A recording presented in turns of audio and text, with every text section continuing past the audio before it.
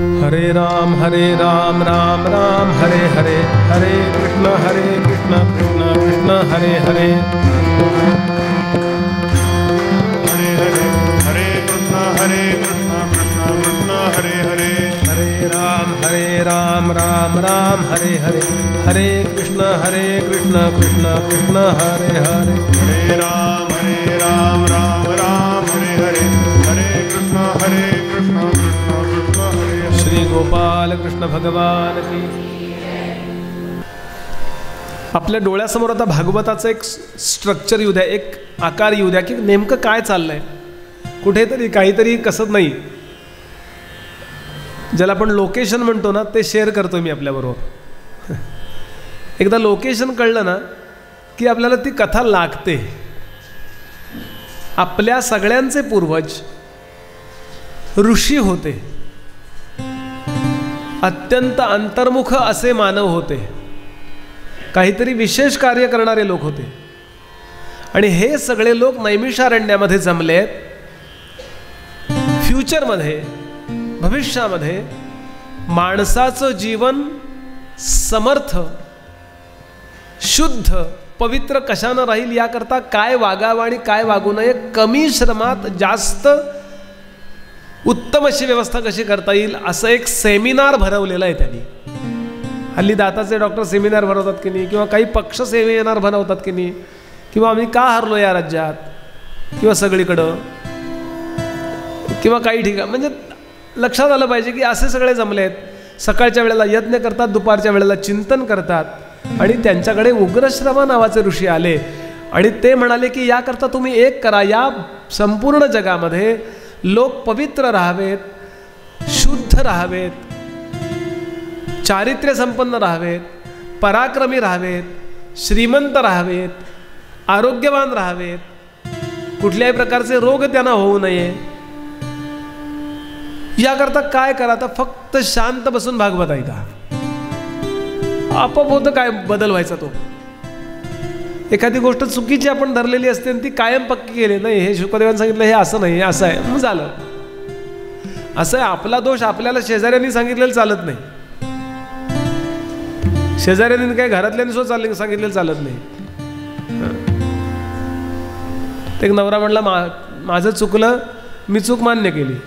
एकदा म्हणाल तिचं चुकलं, मी तिला सांगितलं की तुझं चुकलेलं आहे, तिच्या लक्षात आलं, मग ते तिला लक्षात आणून दिल्याबद्दल मी माझी चूक मान्य केली।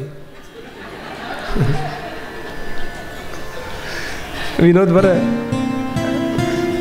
काही गोष्टी सिरियसली घेऊ नका त्या या। आपला दोष आपल्याला कोणी आपल्या जवळच्यानी सांगितलेला चालत नाही, पण आपल्या घरी कल्पना करा ज्ञानोबा आले आणि ते म्हणले तुझं हे चुकतंय, वाईट वाटेल का चांगलं वाटेल? हो, चांगलं वाटेल, कारण दोष सांगायला का होईना ज्ञानोबा माझ्याकडे आले। तसं शुकदेव इथे आलेत ना, किंवा इथे जे जे काही भगवंत आपल्याशी बोलणार आहेत, तो आपला दोष जरी सांगितला तरी त्यात आपल्याला आनंद होणार आहे।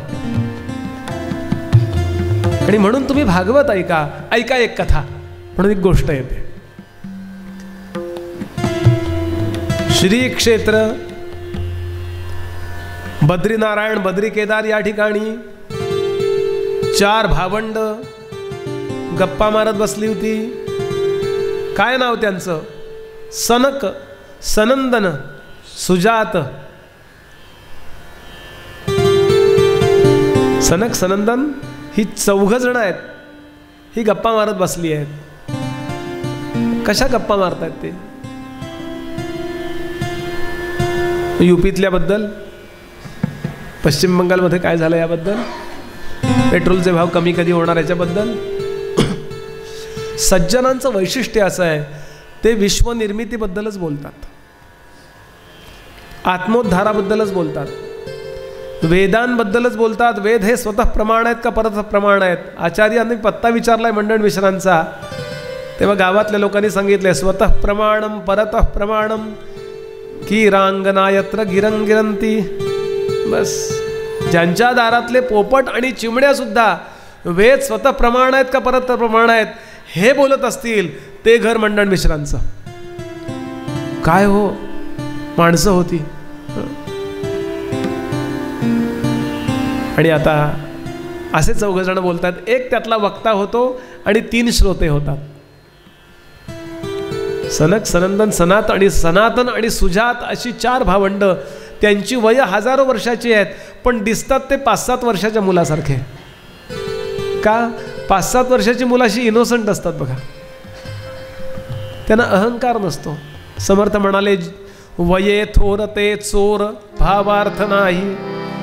एकदा वय वाढलं ना की मनुष्य बनेल होण्याची शक्यता वाढत जाते, म्हणजे आधी बनेल नसेल तर.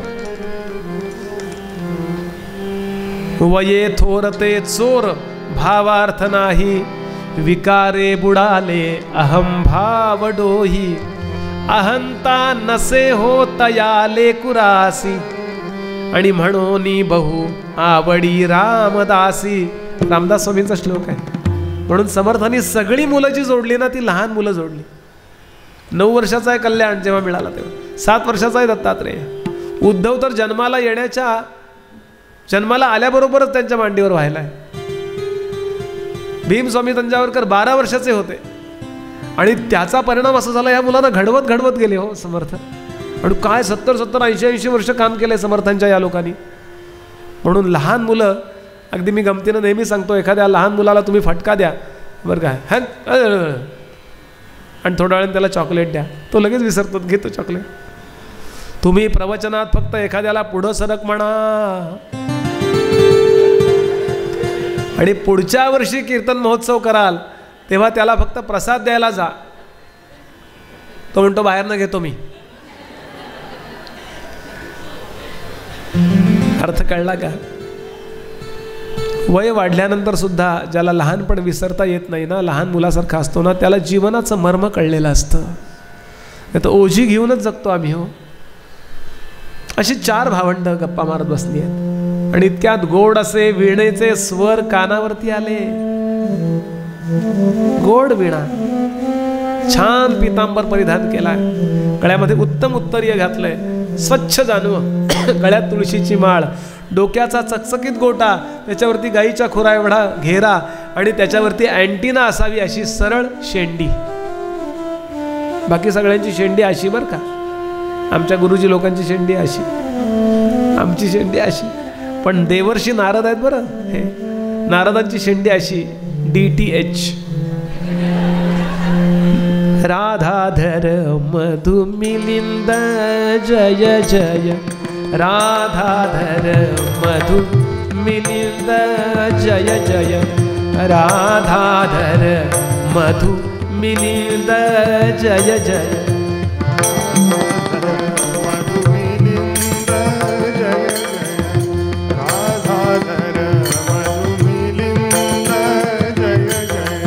रमारमण हरि गोविंद, रमारमण हरि गोविंद, राधाधर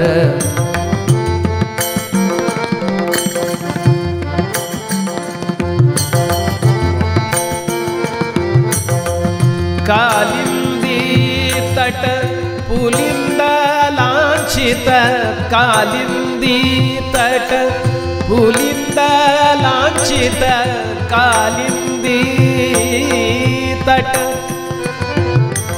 वा वा.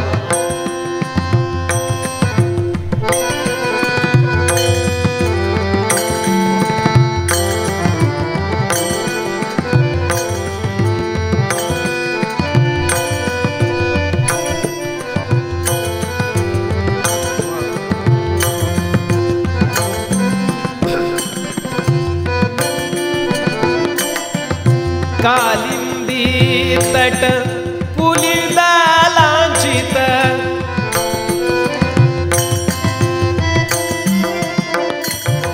सुरनुत पादारविंद जय जय, सुरनुत पादारविंद जय जय, रमारमण हरि गोविंद, रमारमण हरि गोविंद, राधाधर मधु मिलिंद जय जय.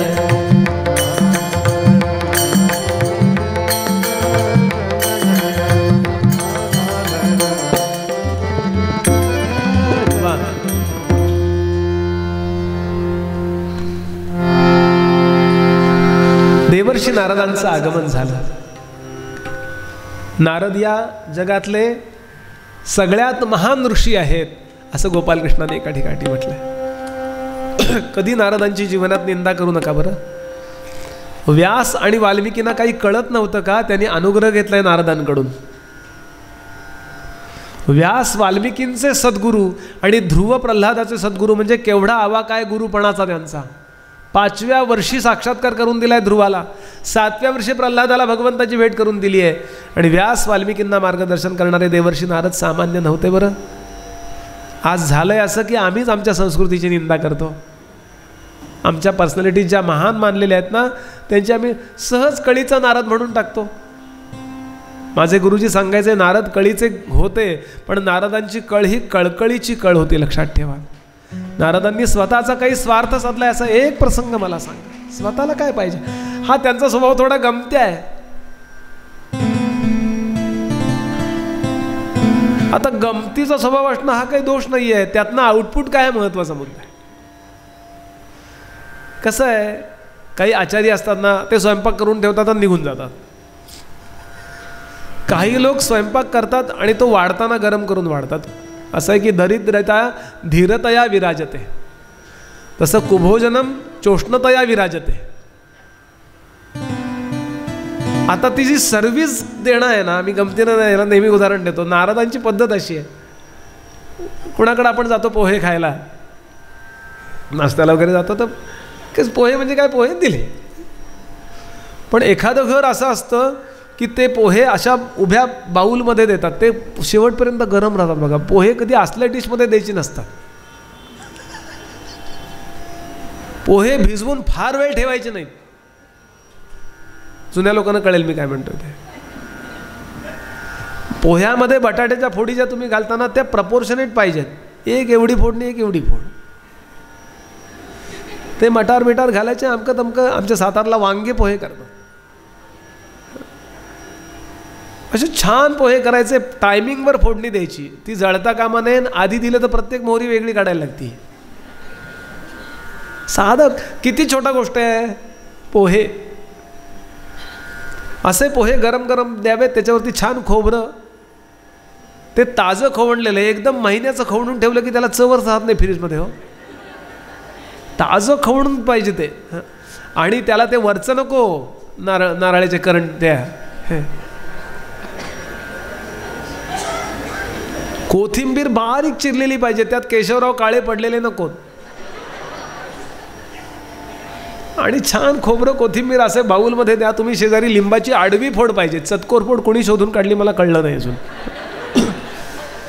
इन्कम टॅक्स ऑफिसरलाही पिळता येत नाही. हो, अशी आडवी रसरशीत फोडून त्यातली चमच्याच्या मागच्या टोकानं त्या बिया उडवलेल्या पाहिजेत. आणि असे पोहे तुम्ही द्या.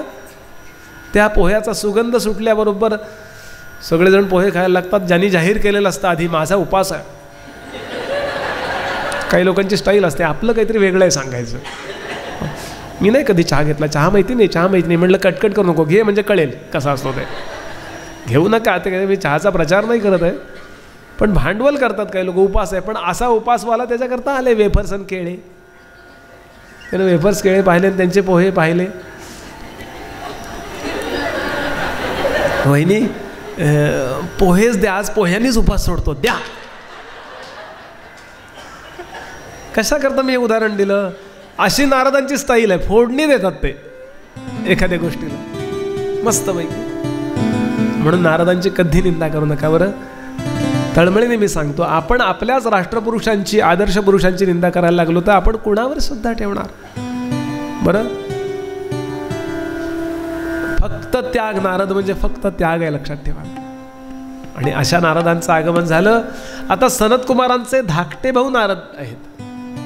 सनत कुमार ब्रह्मदेवाचे मानसपुत्र आहेत पहिले, आणि नंतर नारद आहेत. त्यामुळं नारदांनी त्यांच्या चरणावर मस्तक ठेवलं. मग सनत कुमार त्यांनी पण त्यांना नमस्कार केला. मग पुन्हा यांनी त्यांना नमस्कार केला. मग त्यांनी यांना पुन्हा नमस्कार केला. म्हणले असं का? त्याचं कारण आहे म्हणलं.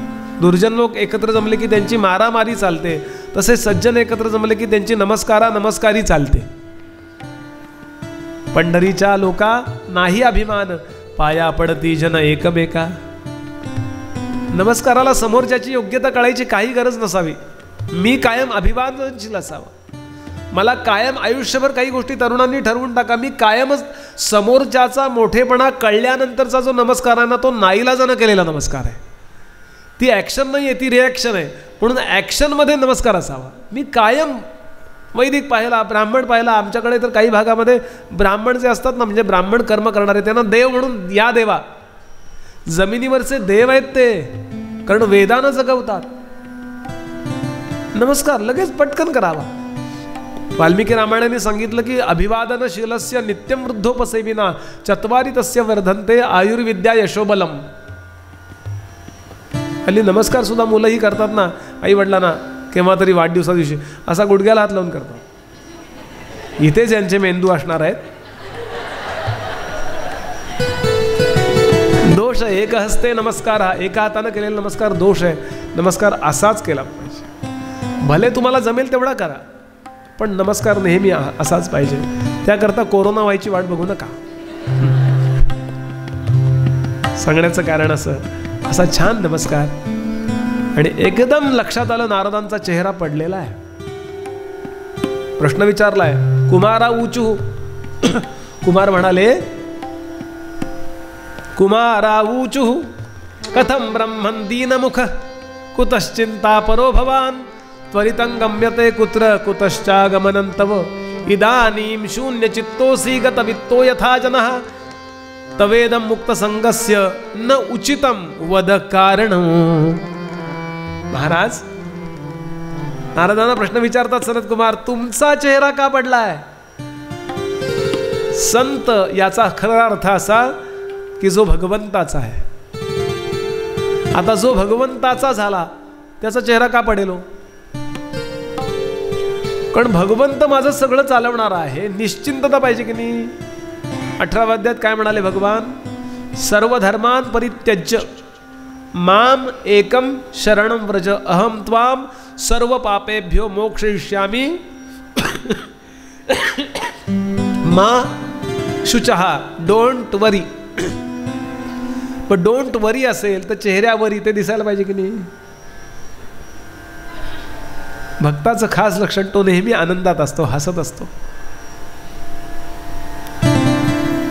आमच्या गुरुजींचा घसा खराब झाला जरा म्हणून मी गुरुजींना फोन केला. म्हणलं काय म्हणतोय गुरुजी घसा? म्हणले घसा घशाच्या ठिकाणी, मी माझ्या आनंदात आहे. क्या बात आहे. तर आमची सुरुवातच तक्रारीने होते. ब्रह्मानंद महाराजांच्या बद्दल मी परवा वाचलं. ब्रह्मानंद महाराजांना कोणीतरी प्रश्न विचारला, महाराजांची कमीत कमी शब्दात व्याख्या सांगा. श्री महाराजांची, गोंदवलेकर महाराजांची कमीत कमी शब्दात व्याख्या सांगा. ते म्हणले अगदी सोपी व्याख्या आहे. म्हणाले काय? अखंड प्रसन्नता. अखंड प्रसन्नता. म्हणले मग असं होण्याकरता आम्ही काय करू? तक्रारी बंद करा म्हणले. आमचं किती चांगलं असेल ना तरी तक्रारीच असतात. हे बरोबर नाही, तेच बरोबर नाही, अमुकच नाही, तमुकच नाही. नाहीनी सुरुवात करतो. सांगण्याचा भाव असा, तुमचा चेहरा का पडलाय? कॉफी जरा कडू झाली होती का?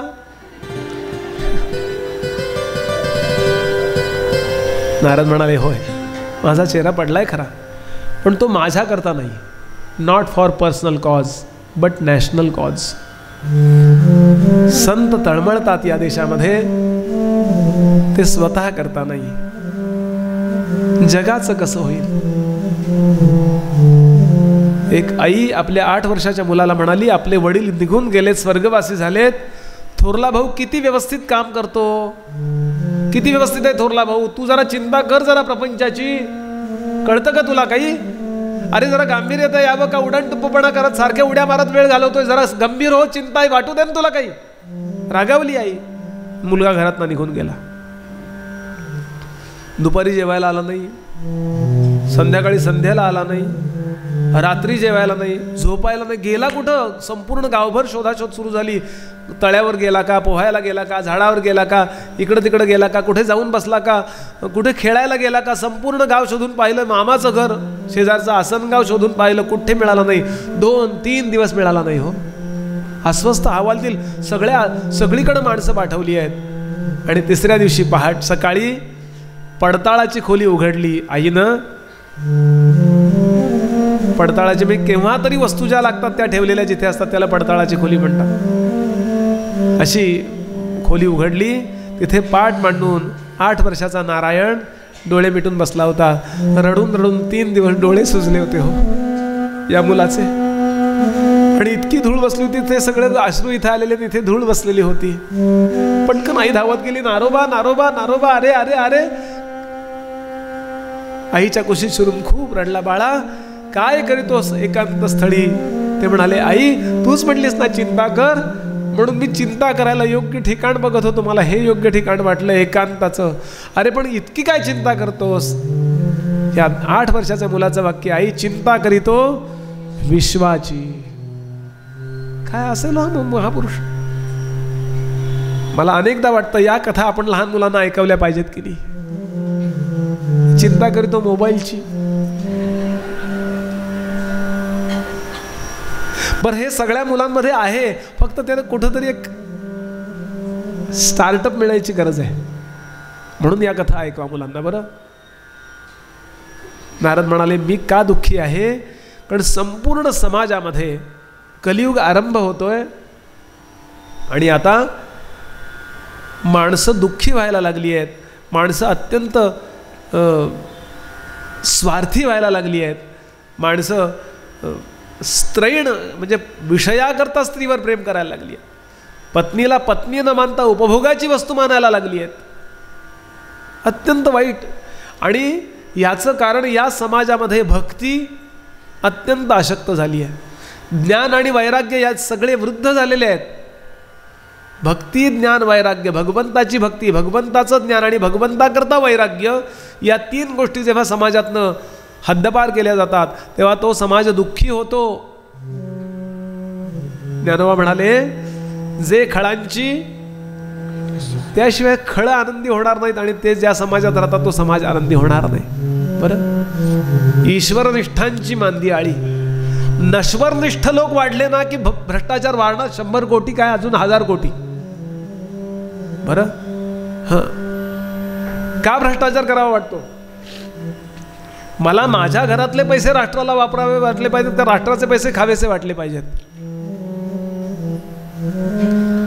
कारण भगवंताची भक्ती जी ज्या चित्तामध्ये आली ना तो भ्रष्टाचार करू शकणार नाही.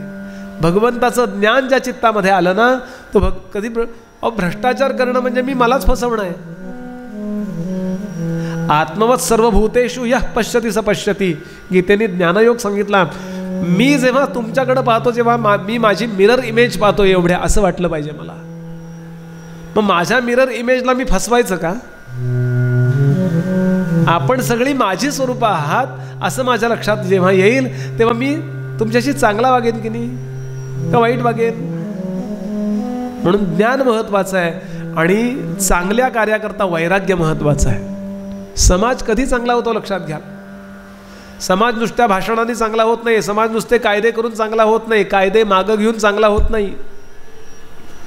समाज तेव्हाच चांगला होतो ज्या वेळेला समाजामध्ये विश्वनिर्मात्याबद्दल अत्यंत शुद्ध प्रेम, विश्वनिर्मात्याचं ज्ञान आणि चांगल्या कार्याकरता वैराग्य, या 3 गोष्टी चित्तामध्ये आतूनच आलं पाहिजे. हो मी वाईट वागणार नाही. कायद्याने किती माणसं सांगा, आपण कायद्यानं घाबरून वागतो का? चांगलं का चांगुलपणानं घाबरून वागतो? बोला. केव्हा तरी विचार करा. एखादी गाय चालली आहे किंवा एखादं गाढव चाललंय, एखादा प्राणी चाललाय, तो समोरनं भाजीची गाडी चालली, तिथनं मेथीची भाजी पटकन पेंडी उचलून घेतो की नाही हो? आपण असं का करत नाही? म्हणजे असं करत नसणाऱ्यांबद्दल बोलतोय. आपण कायद्याला नाही घाबरत. आपण त्या काय ते फळवाला भाजीवाला त्याला नाही घाबरत. आपल्या चित्तावर संतांच्या विचाराचा प्रभाव आहे. कधी कोणाचं फुकट घेऊ नये. केव्हा तरी ऐकलंय, पूर्वजांनी ऐकलंय, आपण नसेल ऐकलं डायरेक्टली, पण आपल्या घरात आई बोलली कधी कोणाचं फुकट घेऊ नको, भोगावं लागतं. आणि इनडायरेक्टली वा डायरेक्टली संतांच्या विचाराचा प्रभाव आपल्यावरती जेव्हा असतो तेव्हाच आपण चांगले वागतो. बरं कायद्याने चांगलं वागणं अशक्य आहे. आणि नारद म्हणाले, मी दुःखी आहे. याचं कारण या समाजातली भक्ती ज्ञान वैराग्य ऱ्हासाला चाललेत हो. वाईट वाटतंय मला, कारण मला वैयक्तिक नाही, समाजाचं नुकसान आहे यात.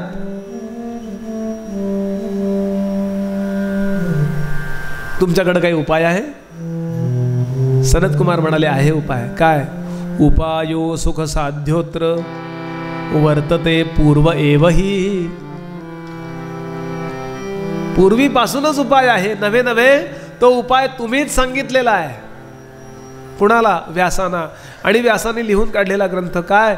श्रीमद भागवत. अरे भागवतात या सगळ्याचे औषध आहेत. समाज जेव्हा भागवत ऐकेल तेव्हा समाज दुसऱ्याकडून फसणार नाही, पण स्वतः कुणाला फसवणारही नाही, एवढा पक्का होईल.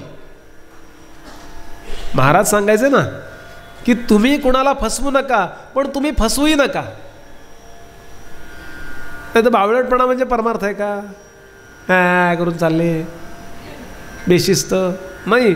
भागवत जर नीट ऐकलं तर आपल्या जीवनात अनुशासनही येतं. अनुशासन आणि भाव या दोन गोष्टी एकत्र आल्याशिवाय देव कृपा करत नाही, हे वाक्य लक्षात ठेवाल. नुसता भोळा भाव सिद्धी जाव हा तो अज्ञानाचा स्वभाव. समर्थ म्हणाले अज्ञाने तरी देवादिदेव पाविजेत नाही. म्हणून भावाची सुद्धा शुद्धता करून घ्यावी लागते. निकोप भाव ठेवावा लागतो. निकोप भाव झाल्यानंतर जो साधेपणा आहे त्याला भोळा भाव म्हणायचं. बावळटपणा म्हणजे भोळा भाव नव्हे. म्हणून विलक्षण शिस्त आणि विलक्षण भाव या दोन्ही गोष्टी एकत्र. याकरता भरताची पर्सनॅलिटी आठवा. केवढा शिकलाय तो. लक्ष्मणासारखं तो भाविक होऊन तो नाही रामा आम्ही पण तुझ्या बरोबर राहतो. मला तर वाटतं दशरथ सगळेच जण गेले असते तर प्रॉब्लेमच आला नसता. काही केलं म्हणायचं तूच एकटी बस इथे. पण भरत सांगतो नाही रामा, राज्य चालवायचं काम मी करेन, पण राज्यावरती बसतील रामांच्या पादुका. तात गेली माय गेले भरत आता पोरका, मागणे हे एक रामा आपुल्या द्या पादुका. म्हणून वाल्मिकी सांगतात विवेक आणि भाव याचं एकत्रीकरण म्हणजे भरत आहे. बरं लक्ष्मणामध्ये पण नाही आहे ही विवेकशीलता. तो बायस आहे. जो रामाचा तो माझा, रामाच्या विरुद्ध तो माझा शत्रू. बस लक्ष्मणाचं एकच फिलॉसॉफी आहे. मला सांगायचं असं, भागवत या दोन्ही गोष्टींची परिपोष व्यवस्था करतं. एक काम करा तुम्ही, काय आनंद नगरीमध्ये म्हणजे बद्रीनाथच्याच वरचा भाग हिमालयातला, इथे भागवत करा चालेल. आणि भागवत नारदांनी आयोजित केलं म्हणजे नारद भागवत सांगायला आरंभ करतात. समाजाने जास्तीत जास्त यावं याकरता. आणि इथे अचानक लोक यायला लागले. नारद भागवत सांगणार म्हणजे तर कोण कोण आले, त्याची यादी किती मोठी असेल. ऐका कोण कोण आले. त्या ठिकाणी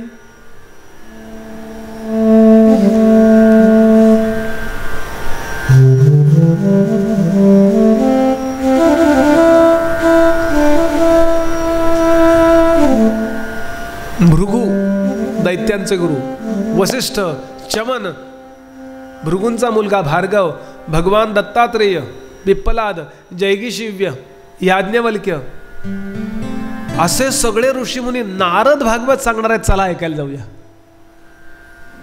तत्रैव गंगा यमुना च वेणी गोदावरी सिंधु सरस्वती च तत्रैव तीर्थानि वसन्ति तत्र यत्राच्युतोदार कथा प्रसंगः गंगाद्या सरितास्तत्र पुष्करादि सारांशी च. आपण पापनाश करायला गंगेवर जातो, ती गंगा देवीचं रूप धारण करून भागवत ऐकायला येते. गंगेत साठलेलं लोकांचं पापही डिलीट करण्याचं काम जर भागवताने होत असेल तर आपण गेलं पाहिजे की नाही भागवताला. येऊ दे झोप, काही हरकत नाही, या बसा.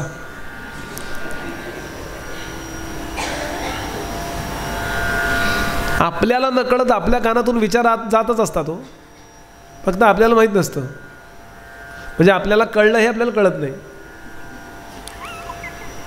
नाही कळलं तर काय झालं, कळलं महत्वाचं आहे. कळलेलं नाही कळलं, खरं तर म्हटलं तर कळलेलं नाही कळणं याला साक्षात्कार म्हणतात. कळलं का? मला झोप लागली आहे हे झोप लागलेल्याला कळतं का? याला झोप लागली आहे तो प्रवचनात पेंगतो हे कळतं, पण मला झोप लागली हे कधी कळत नाही. जेव्हा कळत असतं तेव्हा झोप लागलेली नसते, आलेली असते फार तर. गंमत सोडून देऊ. बोलण्याचा भाव असा, ह्याला अपरोक्ष, आचार्यांचा जो अपरोक्ष अनुभूती नावाचा ग्रंथ आहे ना, ज्यांचा अभ्यास आहे त्यांना कळेल मी काय म्हणतो. वाचून बघा अपरोक्ष अनुभूती म्हणजे काय. असो, तर असं सगळं ते भागवताचं. आणि आता भागवत आरंभ होणार इतक्यामध्ये तसं आमच्या ताई आधी बोलायला उभ्या राहिल्या, इंट्रोड्यूस करून देणार की बा असं असं आहे भागवत, ही मंडळी आली आहेत, आपण ऐका, ही शिस्त, मुख्य मोबाईल ऑफ ठेवा. कुणीतरी सूचना द्याव्या लागतात या. तशा सूचना द्यायला सनत कुमार उभे राहिले आणि सनत कुमार म्हणाले, थांबा, या भागवतानी आत्ता उद्धरलेले एक जण आहेत, त्यांची कथा मला माहिती आहे म्हणून भागवताचा मी महात्म्य सांगतो, ऐका.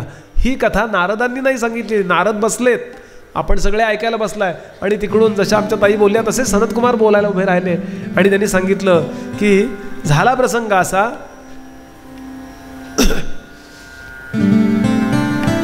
एकदा अत्र ते कीर्तयिष्याम इतिहासम पुरातनम यत्र श्रवण मात्रेण पापहानी प्रजायते. ही कथा ऐकली तरी सुद्धा पापहानी होते, पाप नाहीसं होतं. हे कथा श्रवणाचं फल आहे. काय कसली कथा आहे ते म्हटले, दक्षिणेमध्ये तुंगा आणि भद्रा अशा 2 नद्या आहेत. या 2 नद्या जेव्हा मिळतात आणि एकत्र व्हायला लागतात तेव्हा त्या नदीचं नाव होतं तुंगभद्रा. याच्या तीरावरती एक शहर होतं, पट्टणम उत्तमम, उत्तम पट्टण होतं, शहर होतं. त्या ठिकाणी आत्मदेव नावाचा एक ब्राह्मण राहत होता. सज्जन होता, विद्वान होता, अतिशय शहाणा होता. विद्वान आणि चातुर दोन्ही होता. ज्यांच्या घरी जायचा त्यांचं कामच व्हायचं ते अनुष्ठान केल्यावर. त्यामुळं संपत्ती भरपूर. बहुतेक याचं लग्न झालं नसणार. भरत मुनींचा नाट्यशास्त्र नावाचा ग्रंथ ज्यांनी वाचलाय किंवा त्यातला ज्यांचा अभ्यास आहे त्यांना कळेल की नेहमी पहिला अंक असतो ना, तो त्या अंकाचं नाव आहे समस्या. आम्हाला बीएला होतं हे थोडंसं. समस्या, त्याशिवाय नाटक सुरूच होत नाही. पहिला अंक असतो म्हणजे असं सगळं आहे, असं सगळं आहे, पण हा जो पण आहे ही समस्या. आमच्याकडे शेवटच्या अंकापर्यंत समस्या असतात. मग काय लग्न उत्तम झालं त्याचं. त्याला अतिशय सुडवूल व्यवस्थित बायको मिळाली, सुंदर. याचं नाव आत्मदेव, बायकोचं नाव धुंदुली. संपत्तीवान, श्रीमंत, सरस्वतीची कृपा असणारा. लग्न उत्तम झालं, पण हुडगा हुडगी येणं.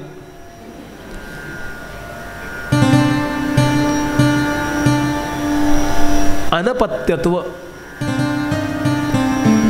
यस्सुंदरस्तद्वनिता कुरूपः या सुंदरी सा पतिरूपहीनः उभौ च तौ यत्र दरिद्रता च विधेर्विचित्राणि विचेष्टितानि.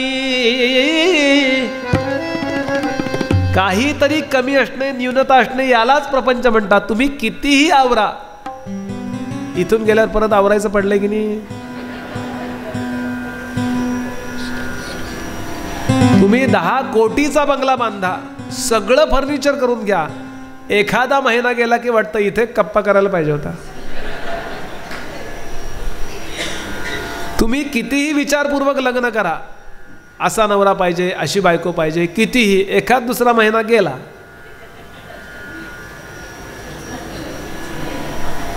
जास्त बोलत नाही, हे सुद्धा मी बोलू शकतोय पुण्यापासून खूप लांब आहे म्हणून. जोशी काकू फोन करू नका घरी. मला लहानपणापासून 20-21 वर्ष ओळखणार आहेत जोशी काकू, तासगावहून मुद्दाम आल्यात. गमतीचा भाग सोडून द्या, मी गमतीनं मुद्दा प्रेझेंट. बघा आपण विचार करून, कितीही काही करा, चष्मा करा तुम्ही, नाही जरा थोडी लहान फ्रेम घ्यायला पाहिजे होती. तुम्ही मोबाईल घ्या, 1.5 लाखाचा मोबाईल घेतला परवा एखादी ॲपलचा. ते म्हणलं पण ते आपोआप बंद पडतो. तो फेस रिडिंग कॅमेरा आहे, फेस रिडिंग आहे तो. पहाटे 4ला उठून म्हणला मला ते केस कटिंग करून आलो मी, एक दात काढलाय ते असं आहे. काही वेळा होतो ना, चेहरा वाकडा होतो. तो ओळखतच नाही म्हणला मला. आता बंदच पडला कॅमेरा. 1.5 लाखाचा. आमचा बटनाचा परवडला त्यापेक्षा. अर्थ कळला काय याचा? ज्ञानोबा म्हणाले, संसारी सुखाची कहाणी नायकिली कवणाची श्रवणी, इंगळाची अंथरुणी झोपकायची.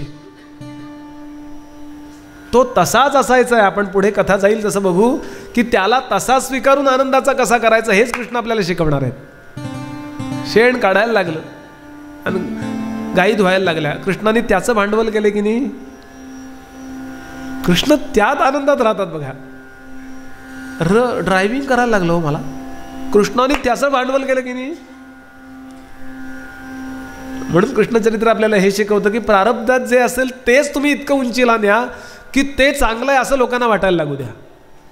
काय विचार नको हो, लहानपणाचं हो, तुरुंगात जन्म झाला हो माझा. जन्मल्यावर आईवडिलांचा वियोग झाला हो. हो तिथे इतकी ती पुतना काय अमकं काय इतका ताप झाला हो.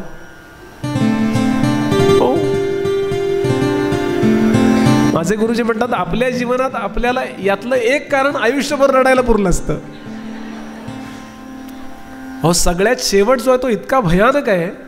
भागवतात आहे तो 11वा स्कंद शेवटी, की कृष्णांच्या सगळे घरातले लोक असे समोर मारताना पाहिले. द्वारका बुडाली.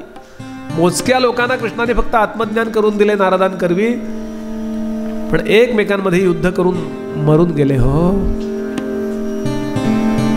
या महापुरुषाला एक सुद्धा खिन्नतेची रेषा आली नाही. हो फार छान उभी आहे माझ्या गुरुजींची. जग जगापरी चाले, जग जगापरी चाले ते ईश्वर सूत्रे बांधिले, ते सूत्र आपुले हाती घेतले ऐसे न भावे. असंच असणार आहे जग. मी कसं राहायचंय मी ठरवायचंय. सूर्य गरम आहे, काय याला ऑप्शन काय? तो गरम तसाच असणार आहे. तुम्हाला विचारतो कोण तो गरम असायचा का गार असायचा? त्यामुळं मी कसं आहे, महाराजांचंच वाक्य ना, जगात थंडी पडली तर तू अंगात बंडी घाल. असा तो. त्याच्याकडे मुलगा नाही मुलगी नाही म्हणून तो शेवटी इतका मोठा शास्त्री आत्महत्या करायला निघाला. हो काही वेळा जीवनात असं होतं की जीवनातलं दुःख हे मृत्यूपेक्षा टोकदार वाटायला लागतं, त्यापेक्षा मृत्यू परवडला असं वाटायला लागतं. काही वेळा मृत्यू त्यापेक्षा सुखावह वाटायला लागतो. आणि हा मृत्यूला म्हणजे आत्महत्या करायला गेला, एका जंगलामध्ये गेला, एक दगड घेतला, गळ्यात बांधून घेतला, हात बांधले स्वतःचे उपरण्याने, कारण खाली गेल्यानंतर जर मला जगायची इच्छा झाली तर नको मला मरून जाऊ देत, आत्महत्या करायला निघाला. पण त्याच्या पूर्व पुण्याईनं पूर्व भाग्यानं पूर्वीच्या चांगल्या कर्मानं त्या क्षणाला त्याला एक साधू दिसले, एक यती, एक संन्याशी, छान कपड्याला लंगोटीने, अंगावर लुंगी, बाकी काही नाही, आणि पाणी पित होते त्या तीरावर बसून असं ओंजळीनं. संन्याशी याच्याकडे, याचा अर्थ असा की ज्याच्याजवळ काहीच नाही, म्हणजे नाही म्हणजे त्याच्याकडे त्याग केला. संन्यास, विशेष न्यास, न्यास म्हणजे सोडणे, विशेष काही नाही, तो खरा संन्याशी. हे बुवा म्हणले तो संन्याशी मग चांदीच्या भांड्यामध्ये पाणी पित होते का ते? काही नको, काही नको. खरा संन्याशी ओंजळीने पाणी पित होते. हो करायचं काय? आमचे करपात्रीजी महाराज हातात घ्यायचं भिक्षा. हो हातात अशी करपात्रीजी महाराज, केवढा अधिकार, काय भागवत सांगायचंय. आपल्यापैकी काही कोणी पाहिलंही असेल. फक्त त्याग म्हणजे करपात्रीजी महाराज. असं तो पाणी पित होता. एकाने मला प्रश्न विचारला, बुवा तो ओंजळीने पाणी पित होता, त्याच्याकडे भांडण नव्हतं साधं. म्हटलं खरं सांगू का, साधू कोणाला म्हणतात? जो दुसऱ्याच्या ओंजळीने पाणी पित नाही तोच खरा साधू. काय आत्मनिर्भरता. देवाकडं सुद्धा काही मागत नाहीत माणसं, माणसांकडे सोडून द्या, देवाकडं नाही मागत. उलट समर्थ म्हणाले, किती भार घालू रघुनायकाला, मज कारणे क्षीण होईल त्याला. दीनानाथ हा संकटी धाव घाली, तयाचे निहे सर्व काया निमाली. जय जय रघुवीर समर्थ. असा अधिकार संपन्न साधू. याला असं वाटलं की मरता मरता याला नमस्कार करावा. ते सुद्धा भाग्य आहे बरं. अशा वेळेला संत भेटणं आत्महत्येच्या प्रसंगाला काय भाग्य असेल हो. आणि लक्षात घ्याल, हे संत तुम्हाला पैशाने भेटत नाहीत, हे पूर्वी केलेल्या सत्कर्मामुळे भेटतात. सत्कर्म परिपाकांते भवेत सद्गुरु दर्शनम. गुरुचरित्र. पूर्वी केलेली जी अकारण केलेली जी चांगली कामं असतात त्याला सत्कर्म म्हणतात. अकारण, काही कारण नाही बॅग उचलली, काही कारण नाही जाजमं झटकायला मदत केली, काही कारण नाही आणि बसमध्ये बसायला जागा दिली, काही कारण नाही आणि लोकांकरता. कारणाने केलेलं सकाम कर्म आहे. लक्षात घ्या, काहीतरी मला पाहिजे तेव्हा मी करतो ते सकाम, निष्काम. एवढी एकच भांडवल आपल्याला संतांना भेटू शकतं, बाकी काही नाही बरं. कुठल्या कर्मानं काय फल. मध्यंतरी मी एक ग्रंथ वाचला. ग्रंथ म्हणजे त्याचे तुकडे पडत होते वाचताना असे, इतका तो कागद जुना झालेला आणि लिहिलेला होता, तो छापलेला नव्हता. कर्म विपाक मदन मीमांसा. त्यांनी 400 रोग दिलेत आणि त्याची शेकडो कारणं दिली आहेत. हे कशाने होतं, ते कशाने होतं, ते कशाने होतं, ते कशाने होतं. त्याप्रमाणे अनेक चांगल्या जीवनात घडणाऱ्या गोष्टी दिल्यात. असो, बोलण्याचा भाव असा की त्या क्षणाला ते साधू दिसले.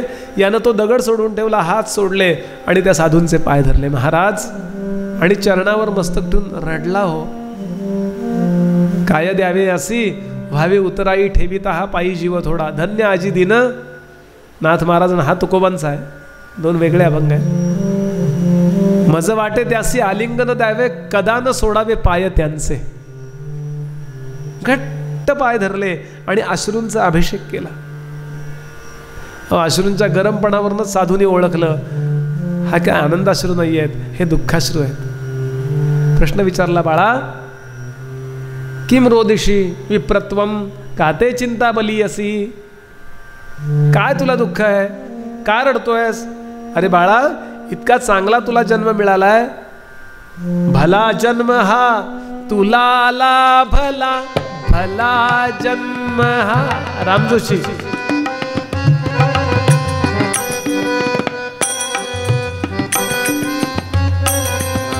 मानव देहाचा, मानव देहाचा हिशोब रे करी तू चोखाचा. हिशोब रे चोखंदळपणानं वाद. इतका महत्वाचा देह मिळालाय तुला, असं लिबरली नको, असं सहज नको वागू. काय रडतोयस, काय वेळ घालवतोयस, काय आत्महत्येला आलेला दिसतोयस, काय चाललंय तुझं. त्यानं सगळं सांगितलं. ते म्हणाले, राजा बाळा बघू तुझ्या कपाळावर बघू, तुला मला भविष्य कळतं. अगदी तुझं मरणाचा वेळ आलाय म्हणून सांगतो, नाही तर मी ही कधी विद्या वापरली नाही, पण तुझा प्राण वाचावा म्हणून सांगतो. बस बरं, तुझ्या कपाळावर बघू. असं म्हणतात. इथे ती ब्रह्मदेवाची असिस्टंट आहे ना सटवाई देवी, ती 5व्या दिवशी लिहून जाते म्हणे. महत्वाचं लिहिते, सगळं डिटेल लिहिणं अवघड आहे. बायको असं लिहिते, बाकी त्रास बीस काही लिहित नाही. हां, गंमत बरं. किंवा नवरा लिहिते म्हणा, काय जे असेल ते.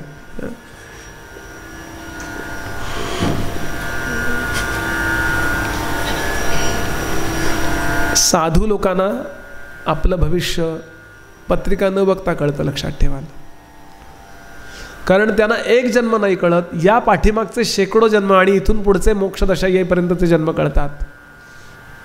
हल्लीच्या भाषेत बोलू का, हे साधू संत आपल्या प्रारब्धाची सोनोग्राफी करू शकतात, पण ते कोणाच्या भानगडीत या करता पडत नाहीत, कारण आपलं मागणंच संपत नाही आणि त्यांची फी आपल्याला परवडणारी नसते, कारण ते पैशाच्या स्वरूपात फी घेत नाहीत. साधू संतांच्या कृपेची फी आहे अत्यंत साधेपणा, दीनत्व. साधवो दीनवत्सला. बनेल माणूस पाहिला ना की साधू बोलणार नाही काही, पण तो उपेक्षा करेल आणि खरा सज्जन पाहिला, दीन पाहिला, धर्मनिष्ठ पाहिला. आचार्यांच्या दारामध्ये, आचार्य एका दारामध्ये आले, शंकराचार्य. बरं, 7-8 वर्षाचं बाळ आहे ते, आणि ओम भगवती भिक्षांदेही. झोपडी होती, हो झोपडी होती. घरात माय माऊली होती, तिला माहिती आहे दारातनं अतिथी विनमुख जाऊ नये म्हणून ती म्हणली थांब बाळा, आणि घरात शोधायला लागली. काही नाही म्हणजे काही नाही, हो सगळी गाडगी मडकी उलटी केली, नाही काही नाही काही नाही काही नाही. ती सारखी येते 2 मिनिटाला बाहेर येते आणि सांगते थांब तसा जाऊ नको. पुन्हा येते, घर शोधते, पुन्हा येते.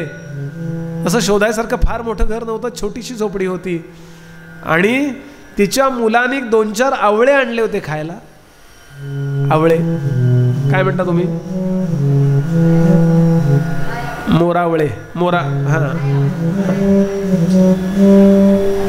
कळला ना? याच्याकरता वापरतो आपण, पित्ता करता तो. हा 3-4 आवळे खाऊन नुसत्या बिया टाकल्या होत्या. म्हणजे एक आवळा एका बाजूने थोडा काळा झाला होता आणि बाकीचा चांगला होता. म्हणजे 60% तो चांगला होता. तो तिकडून खाता आला असता. तेवढा आवळा घेऊन आली. हो तिच्या जवळ इतकी फाटकी साडी होती की लाज पण राखली जात नव्हती. पण अक्षरशः भिकारणीसारखी ती बाहेर आली आणि आचार्यानं म्हणाली बाळा बाळा एवढंच आहे रे, पुन्हा कधी आलास तर घेऊन जा बरं. आणि म्हणून त्या झोळीमध्ये आचार्यांनी अशी झोळी केली, त्याच्यामध्ये तो आवळा टाकला तिनं, आणि अशी अशी करत उभी राहते. आचार्यांनी तिच्याकडे पाहिलं, तिच्या त्या दानवृत्तीकडे पाहिलं, वरती पाहिलं, आणि भगवती लक्ष्मीदेवींना प्रश्न विचारला, इतकी धर्मनिष्ठ जी आहे तिची अवस्था अशी का? आणि आचार्यांच्या मुखातून या ठिकाणी एक श्लोक, एक स्तोत्र बाहेर पडले, कनकधारा. अंगम हरे पुलकभूषणमाश्रयन्ती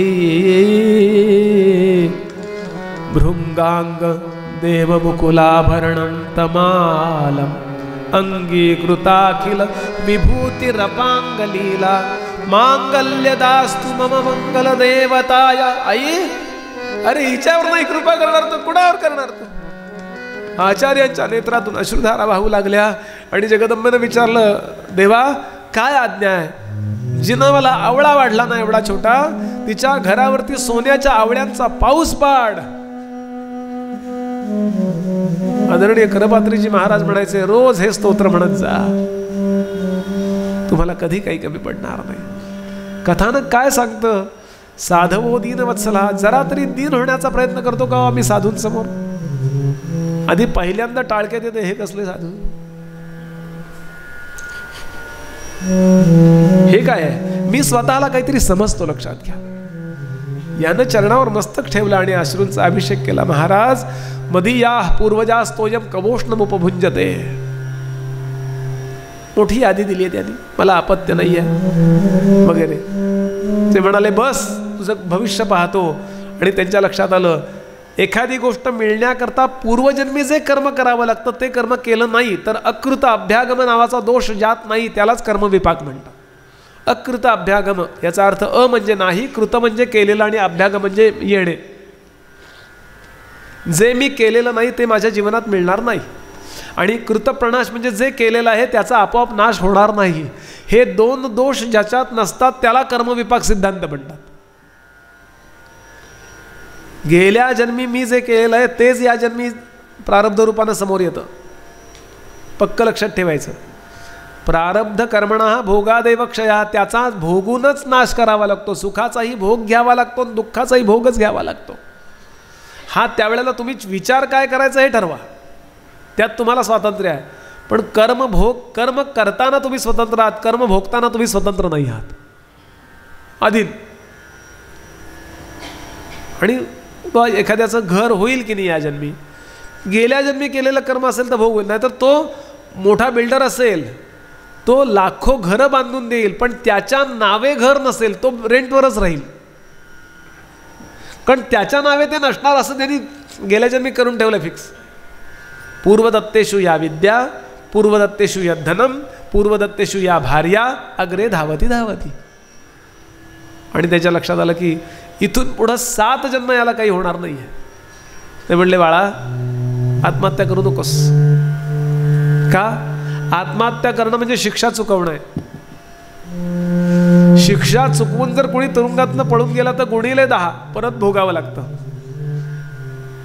उलट तू भाग्यवान आहेस. महाराज सांगायचे कलियुगात सगळ्यात भाग्यवान ज्यांना अपत्य नाहीत ते. मग आहेत त्याचं काय करायचं आता? याचं कारण प्रपंच संपता संपत नाही हो. आपलं झालं आता मुलांचं. ते म्हणले आम्हाला बरं आहे, मुलीच आहेत. अहो काही बरं नाही आहे, ते 2 वर्षात येतात बघा परत. लग्न झाल्यानंतर बाळणपणाला आहे त्यांचं परत व्याप आहे. नातवंड झाल्यावर तर काय विचारू नका, मुली बाजूला पडतात आणि नातवंड आवडायला लागतात. याचा अर्थ लक्षात घ्याल. तुम्ही प्रपंचात असायला काहीच हरकत नाही आहे. प्रपंच तुमच्यात जाऊ देऊ नका कर्तव्य करीत असताना, असं सांगायचं आहे त्यांना. पण फार भाग्य असेल. वेणाबाईंना समर्थ हेच म्हणाले ना, वेणा स्वामींचं आख्यान आपण अनेकदा ऐकता. वेणे फार भाग्यवान आहेस तू, तुझा प्रपंच लवकर संपला. आता या आपत्तीचं इष्टापत्तीत रूपांतर करून घे. भगवंताला भेट, सगळ्या बंधातनं मोकळी हो. आणि त्याप्रमाणे वेणाबाईंनी सद्गुरूंनी सांगितल्याप्रमाणे आचरण करून दाखवलं. आणि वेणा स्वामी सांगतात, बंध विमोचन राम माझा, बंध विमोचन राम, शरण ही वेणा आत्मा रामा जाहली पूर्णविराम. पूर्णविराम केव्हा तरी जीवनात पूर्णविराम असावा की नाही? का सारखे स्वल्पविराम, सारखे प्रश्नचिन्ह, उद्गारवाचक चिन्ह, आबोबो, अगबाई. केव्हा तरी जीवनात पूर्णविराम असावा. म्हणून बाळा आत्महत्या करू नकोस. You are so lucky. आत्ताच्या भाषेत प्रपंच ज्यांनी मांडलाय त्यांनी तो पूर्ण करून थांबावं.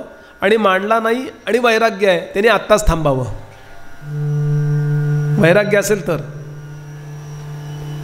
याच्या लक्षात आला हा साधू भारी आहे. त्यानं पुन्हा घट्ट पाय धरले. सांगितलं महाराज उपदेशाची गरज नाही आहे, मी प्रवचनकारच आहे. उपचाराची गरज आहे. मला मुलगा कशाने होईल सांगा. आता पायच सोडणार नाही, नाहीतर तुमच्यासमोर आत्महत्या करतो. आता पाप तुम्हाला लागेल. तुम्ही जर मला उपाय सांगितला नाही तर मी आत्महत्या करीन. याला म्हणतात इमोशनल ब्लॅकमेल. साधूंना सुद्धा आपण असं अडकवतो. म्हणून संत कोणाच्या भानगडीत का पडत नाहीत लक्षात घ्या. का कळूच देत नाहीत बघा खरे संत. खऱ्या संतांची आम्हाला भेट होत नाही. एखाद दुसरी सिद्धी असणाऱ्याला संत म्हणू नका बरं का. मनातनं ओळखतात. समर्थांचा बहुधा ज्ञान निरूपण नावाचा समास वाचून बघा. समर्थ म्हणाले, जाणावे दुसऱ्याच्या जीवीचे हे ज्ञान वाटे साचे, परी ते आत्मज्ञानाचे लक्षण नव्हे. असं कुंकू काढतात, हळद काढतात. ते आदर आहे मला त्या सिद्धींबद्दल, मी त्याची टीका नाही करत आहे. पण याला अजिबात तुम्ही संतत्व समजू नका. एवढ्या साध्या गोष्टीने कधीही मोहित होऊ नका. खरा संत तुम्हाला तो संत हे कळूच देणार नाही. हे संताचं सगळ्यात महत्त्वाचं लक्षण लक्षात ठेवा. ज्ञानोबांची ओवी आहे, सामर्थ्य लपवी महत्व हारवी पिसेपण मिरवी जगामध्ये. वेडेपणा मिरवतो मुद्दाम. आणि त्यातून पलीकडे जाऊन आपल्याला संत ओळखायचे असतात. म्हणून अवघड आहे. सत्संगा दुर्लभा दुर्गमा अमोघश्च भक्तिसूत्र. महाराज मला तुम्ही सांगा मला मुलगा कशाने होईल, नाहीतर मी आत्महत्या करतो. फार खूप मोठा संवाद आहे. तस्याग्रहम समालोक्य, त्याचा आग्रह पाहून फलमेकम सदत्तवान, एक फळ त्याला दिलं आणि सांगितलं हे पत्नीला खायला दे. जो काही बदल व्हायला पाहिजे तिच्यामध्ये तुझ्यामध्ये तो होईल आणि तुम्हाला उत्तम अपत्य होईल. तुमच्या कुळाचा उद्धार करेल. जा. आता यानं घरी आणून ते कापून तिला खायला घालावं की नाही. हा पण इतका भोळा होता. तिने त्याला दिलं आणि जिथं उद्योग कबूल केला तिकडे निघून गेला. तिनं तो विषय दुपारी संसदेत मांडला, म्हणजे भिशीमध्ये. सगळ्या जणी जेव्हा एकत्र जमल्या तेव्हा ते हे आमचे घेऊन आले. काय म्हणतील सांगता येत नाही हो. मी गुरुपौर्णिमा उत्सवाला गडावर शक्यतो दरवर्षी जातो. तर एक ताई दिसल्या, काकू. म्हणलं काकू काका नाही का आले? येतंय ध्यान म्हणले मागणं. मी त्यांना काही नाही बोललो. मी माझ्या गुरुजींना विचारलं, म्हणलं आमचं काय होणार? त्याला म्हणले उपाय आहे बुवा. काय? सोसायचं. गंमत सोडून देऊ. हिनं तो शेजारणी सगळे जमल्या हो, तिथे मांडला तो विषय. आता काय असतं, बऱ्याचदा आपल्या अवतीभोवतीचे सगळे लोक आपले हितचिंतक नसतात, दाखवतात आम्ही हितचिंतक आहोत. आणि शेजारीची आमच्या पुलंनी केलेली व्याख्या मला फार आवडते. शेजारी कुणाला म्हणा म्हणले, जे आपल्या घरातलं आपल्याला माहीत नसतं ते ज्याला माहीत असतं त्याला शेजारी म्हणतात म्हणले. सावध राहा सांगण्याकरता बोलणं चाललंय. आमचे महाराज इथे एक पद म्हणायचे, असा काही हात ओवाळला वेड्या ग वेड्या. असे फळं खाऊन जर पोरं होत असती तर नवसे होये पुत्र प्राप्ती, तरी कास या करणे लागे पती. खाऊ नको बाई, असलं काही फळ खाऊ नको. हे जोगी लोक जोगडे लोक फसवतात. फसविती जोगी हे असेच हो बैरागी. फसविती जोगी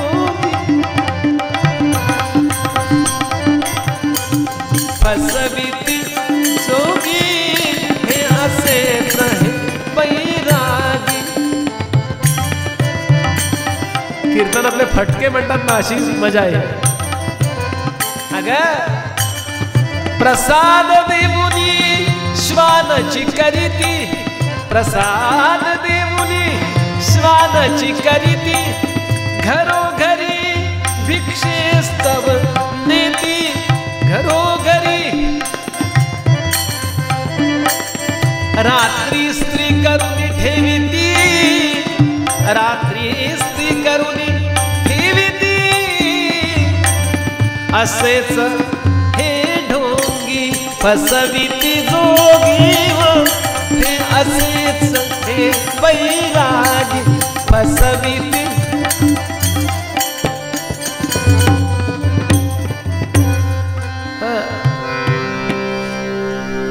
मग ती म्हणली असं करू काय, गाईला घालून टाक. दैव देत कर्म नेता आहेत ना म्हणी सगळ्या खऱ्या. हिनं ते फळ घेतलं आणि घरी गाय होती त्यांच्या, त्या गाईला घालून टाकलं. हिच्यापेक्षा गाईला व्यवस्थित होती. गाईनं सिरियल बघून बघून बघून बघून आपल्या डोक्याचा भुगा केला नव्हता. तिनं पटकन खाल्लं हो. ज्या गोष्टी पटकन खाव्यात त्यामध्ये भगवंताचा प्रसाद सांगितलाय. फलम मूलं तथा तीर्थम प्रसादो राघवस्य च शीघ्रमेवानुसेवेत विलंब कार्यनाशकः. सकाळी सत्यनारायण पूजा झाली की संध्याकाळपर्यंत ते हिरवं होईपर्यंत नाही ठेवायचं पंचामृत. तासाभरात संपलं पाहिजे ते. आलेल्या लोकांना घ्या, पण त्यांना फूड पाहिजे. काल सत्यनारायण, आमचं सत्यनारायण झालं म्हटलं सगळं. असं छोट्या छोट्या गोष्टी आहेत. आपण शास्त्रसुद्धा विज्ञानाला किती समरस झालेलं आहे हे न समजावून घेता वागतो आणि त्याचा परिणाम शास्त्र बदनाम होतो. किती स्टरलायझेशन सांगितलं आपल्याकडे माहिती आहे का. यज्ञामध्ये कसं धुवून घ्यावं, एकदा असं धुवून घ्यावं, एकदा तसं धुवून घ्यावं. आणि तुपानी तूप हे हायर अँटीबायोटिक आहे, गोमूत्र हे हायर अँटीबायोटिक आहे, हळद ही हायर अँटीबायोटिक आहे. हे सगळं वापरतो की नाही आपण, प्रॉपर वापरलं गेलं पाहिजे. हिनं ते गाईला घालून टाकलं, गाईला हिच्यापेक्षा जास्त तिनं पटकन खाऊन टाकलं. आता नवरा रोज विचारतोय काही वाटतंय का ग. काय होतं, एकच प्रश्न सारखा सारखा कटकट होते. तो प्रश्न बंद व्हावा म्हणून हिने सांगितलं वाटतंय. त्याला इतका आनंद झाला, वाटतंय तुला. मग त्यानं उत्तम अशा पद्धतीनं खाणं तिचं तयार केलं. डोहाळ जेवणं करतात ना, आवळी खालचं वेगळं, आंब्या खालचं वेगळं, नौकेतलं वेगळं, टेरेसवरचं वेगळं, चांदण्यातलं वेगळं. हा उत्तम स्वयंपाकी होता. अहो तिची तब्येत सुधारायलाच लागली, कारण सगळं तिलाच मिळायला लागलं, तिकडं काहीच नव्हतं. पूर्वी नवरा बायको असे फार एकत्र राहत नसत, त्यामुळे ती फसवू शकली. आणि तिनं आपल्या बहिणीला झालेलं पोर ह्याच्या पुढे आणून ठेवलं आणि सांगितलं माझं आहे. काय पोटबीट बांधून घेतलं. बराच मोठा कथाभाग आहे, ते काय फार मोठा कधी रंगवून सांगायचा विषय नव्हे. तिनं आपल्या नवऱ्याला फसवलं आणि बहिणीचं पोर त्याच्या पुढे आणून ठेवलं आणि सांगितलं मला दूध नाही आहे, बाळ जन्माला आलं पण मला दूध नाही आहे, पण माझ्या बहिणीला दूध आहे, तिचं पोरगं मरून गेलं तर तिला आणून ठेवू का घरी दुधा करतात. तो म्हणला सगळं मान्य, काही हरकत नाही. आणि या मुलाचं नाव ठेवलं धुंदुकारी. आत्मदेव, धुंधुली, या मुलाचं नाव धुंदुकारी. मी शेवटच्या दिवशी विचारणार आहे, लक्षात ठेवायचं. आयुष, कोण कोणास म्हणाले नावे सांगा.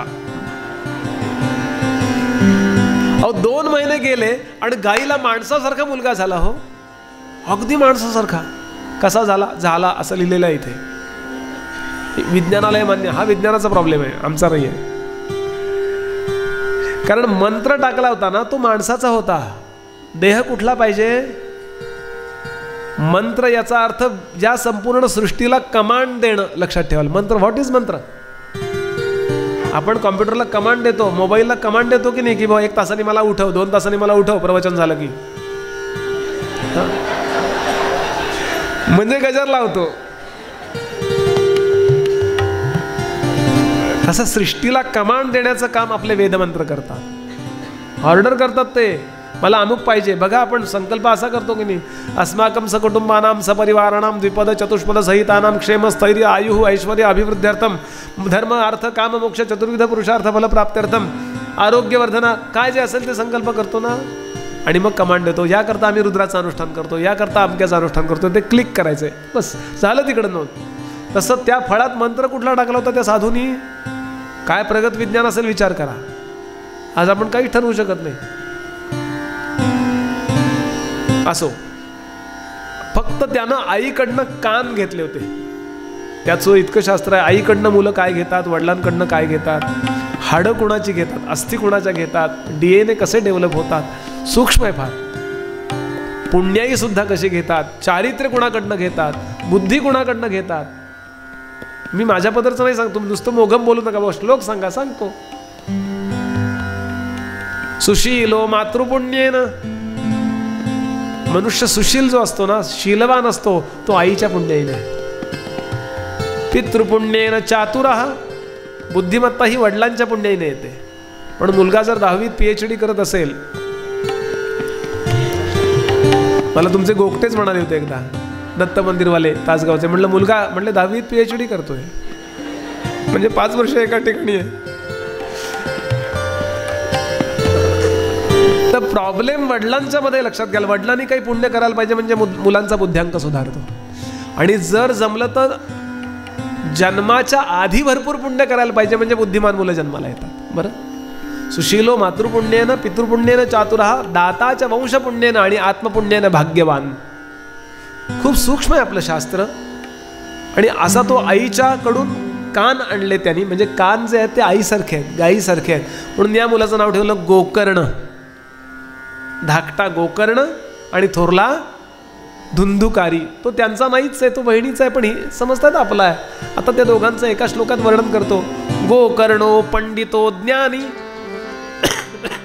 आणि धुंदुकारी महाखलः. शुद्ध बीजापोटी. त्यांचा नव्हताच होतो, त्यामुळे तिकडा जो काय होतं फळ तेच सगळं. या धुंदुकारीची संध्या कधी झाली नाही आणि गोकर्णाची संध्या कधी चुकली नाही. जपजाप्य घरातले संस्कार पवित्र, पंडिताचं घराणं आहे. कसं असावं घर? धुंदुकारीला काय आवडायचं वर्णन असं आहे, शवहस्तेन भोजनम, प्रेता करता ठेवेला स्मशानातला नैवेद्य त्याचा प्रिय होता. कुत्र्याचं भाजलेलं मांस त्याला प्रिय होतं. काय कोणाला काय आवडेल सांगता येत नाही हो. आणि बऱ्याचदा त्याचा संबंध आपल्या पूर्वजन्माशी असतो. बरं, वा, हा गोकर्ण वाईट वागतो, गोकर्ण चांगला वागतोय आणि हा मुलगा मात्र वाईट वागतोय. आत्मदेवानं हे पण फार मनावर घेतलं आणि पुढे पुढे हा धुंदुकारी अभक्ष भक्षण तर खात होता, करत होताच, अपेय पान करायला लागला आणि शेवटी अगम्यागमन वेश्येकडे जायला लागला. आत्मदेव कोसळला. कुणाचा तरी मुलगा असं करणं वेगळं, आणि मी कायम ज्यांना संस्कार दिले त्या माझ्या मुलांनी असं करणं वेगळं. लोक सुद्धा म्हणायला लागले, काय तुम्ही लोकांना शिकवणार, तुमच्या घरी हे असलंय. आणि माणसाला सगळ्यात वाईट त्याचं वाटतं जेव्हा त्याच्या श्रद्धेला धक्का बसतो. खूप वाईट वाटलं. आता गोकर्ण हायर एज्युकेशनला काशीला निघून गेला. आणि काशीहून एकदा घरी आलेला असताना त्यांनी पाहिलं वडील एकदम 1-2 वर्षात जख्ख म्हातारे दिसायला लागले हो. माणूस संकटामुळे म्हातारा होतो असं वर्णन आहे. तो फ्रेश प्रसन्न कशाने राहतो तर घरातलं वातावरण पवित्र असलं की तो एकदम चांगला राहतो. असं वर्णन आहे की 18 दिवसात द्रौपदी 85 वर्षाची दिसायला लागली होती. फक्त 18 दिवसात इतकी म्हातारी झाली. पण इतके दुःखाचे आघात पचवले तिने. फक्त 18 दिवस युद्ध झालंय पण एकदम म्हातारी दिसायला लागली. आणि त्यातल्यात मुलाबाळांच्या बाबतीत आपण इतके अगतिक होतो. म्हणून त्याला उपाय काय? मुलांना संस्कार देण्यात चुकू नका. मुलांना जसं आपण आपलं आडनाव द्यायचं आहे, मुलांना जसं आपली संपत्ती द्यायची आहे, तसं मुलांना संस्कार देणं कुणाचं कर्तव्य आहे? सुभाषितकार म्हणतात, माता शत्रू पिता वैरी येन बालो न पाठिता न शोभते सभामध्ये हंसमध्ये बको यथा. मुलांना फक्त पैसे मिळवायला शिकवू नका, मुलांना सज्जनता शिकवा. आणि कितीही लोक वाईट वागले तरी आपला सज्जनपणाचा पीळ सोडायचा कसा नाही हे त्यांना शिकवा. त्यांना ज्ञानोबा तुकोबाच शिकवा, त्यांना रामदास स्वामी प्रयत्न कसे सांगतात हे शिकवा, त्यांना विवेकानंद आदर्श करा. तुम्ही सगळ्या समाजाचा आनंद जरूर घ्या, चित्रपट बघा, सगळं करा, पण त्यांना आदर्श मानू नका. आदर्श ज्ञानोबांच्या विचारांनाच माना. आदर्श श्रीमद भगवद्गीताच असू द्या, अन्यथा आपल्याला सुद्धा म्हातारपणी असं रडावं लागेल. अहो संस्कार केले तरी सुद्धा असं होतं, नाही केल्यावर काय होईल सांगा? संस्कार केल्यावर एक प्रोबॅबिलिटी ज्याला म्हणतात ना, शक्यता वाढते. म्हणून माझ्या मुलाबाळांना मी हे पवित्र संस्कार ऐकवले पाहिजेत. मी त्यांना घेऊन गेलं पाहिजे. आणि खरं सांगू, लहान असताना घेऊन गेलं पाहिजे. एकदा इलेक्शन कलेक्शन सिलेक्शनला मुलं लागली ना नादाला, we do not believe in God, तोंड वाकडं करून इंग्लिश बोलायला लागली ना की त्यांना वाटतं आपण फार शहाणे आहोत. अरे ज्ञानोबा 12-13 वर्षाचेच होते, पण नेवाशाला बसून ज्या खांबाला टेकून ज्ञानेश्वरी सांगितली ना, त्या खांबाचं मंदिर झालंय हो आज. ज्ञानेश्वरीच्या एक अध्यायावर PhD करतात माणसं. काय रामदास स्वामी, छत्रपती शिवाजी महाराज आणि बाजीराव पेशवे एवढे 2च सोल्जर्स परदेशात शिकवले जातात. इंडियन सोल्जर्स 2च सैनिक म्हणून शिकवले, 2च, बाकी नाही शिकवले जात कोणी. या शिवाजी महाराजांना जगभरामध्ये मॅनेजमेंट गुरु म्हटलं जातं. हे छत्रपती शिवाजी महाराज आपलं ताठ मस्तक ज्यांच्या चरणावर ठेवीत असत, ते तुकोबा आणि ते रामदास स्वामी कसे असतील हे मुलांना सांगा.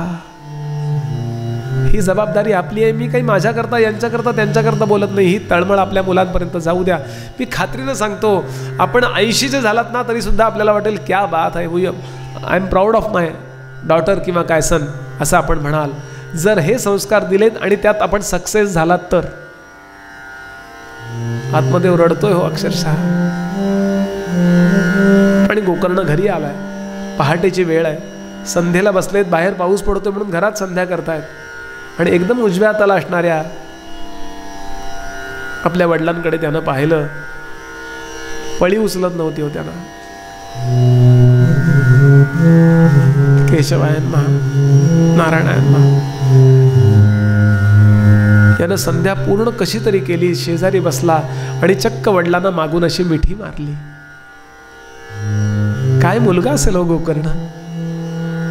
आपल्या आई वडिलांची मानसिक जपणूक करणं हे मुलांचं नाही तर कुणाचं कर्तव्य आहे सांगा?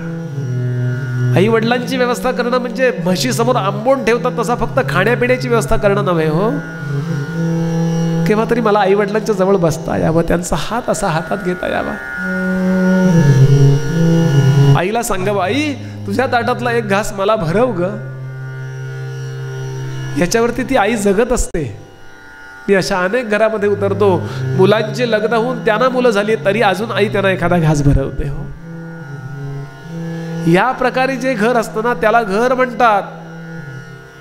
ते खरं घर आहे, त्याला आदर्श प्रपंच म्हणतात. कौटुंबिक शुद्ध नातीच जर मला सांभाळता आली नाही तर परमार्थ फार लांबचा आहे. समर्थ म्हणाले, आधी प्रपंच करावा नेटका.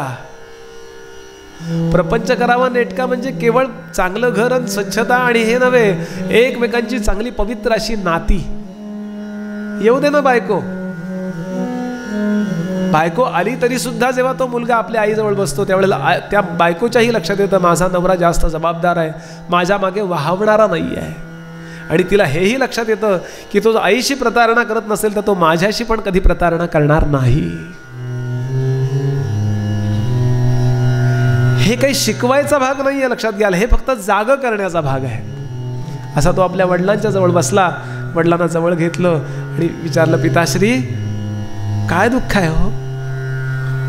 त्यांनी सगळं दुःख सांगितलं. तुझा भाऊ, माझा मुलगा अपेयपान करतो, दारू पितो, अभक्ष भक्षण करतो, मांस खातो, अगम्यागमन करतो. मला गावात तोंड दाखवता येत नाही रे.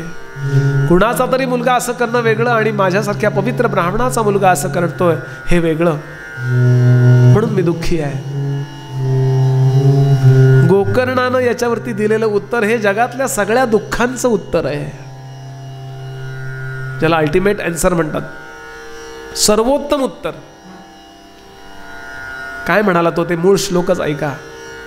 घरी पूर्ण भागवताचा उद्गार होतोच आहे, पण मी इथं सुद्धा जमेल तेवढा भागवताच्या मूळ श्लोकांचा उद्गार आपल्याकरता का कानातून ते भागवत आपल्या अंतःकरणात जाऊ द्या, कारण त्या श्लोकामध्ये प्रसाद भरलेला आहे.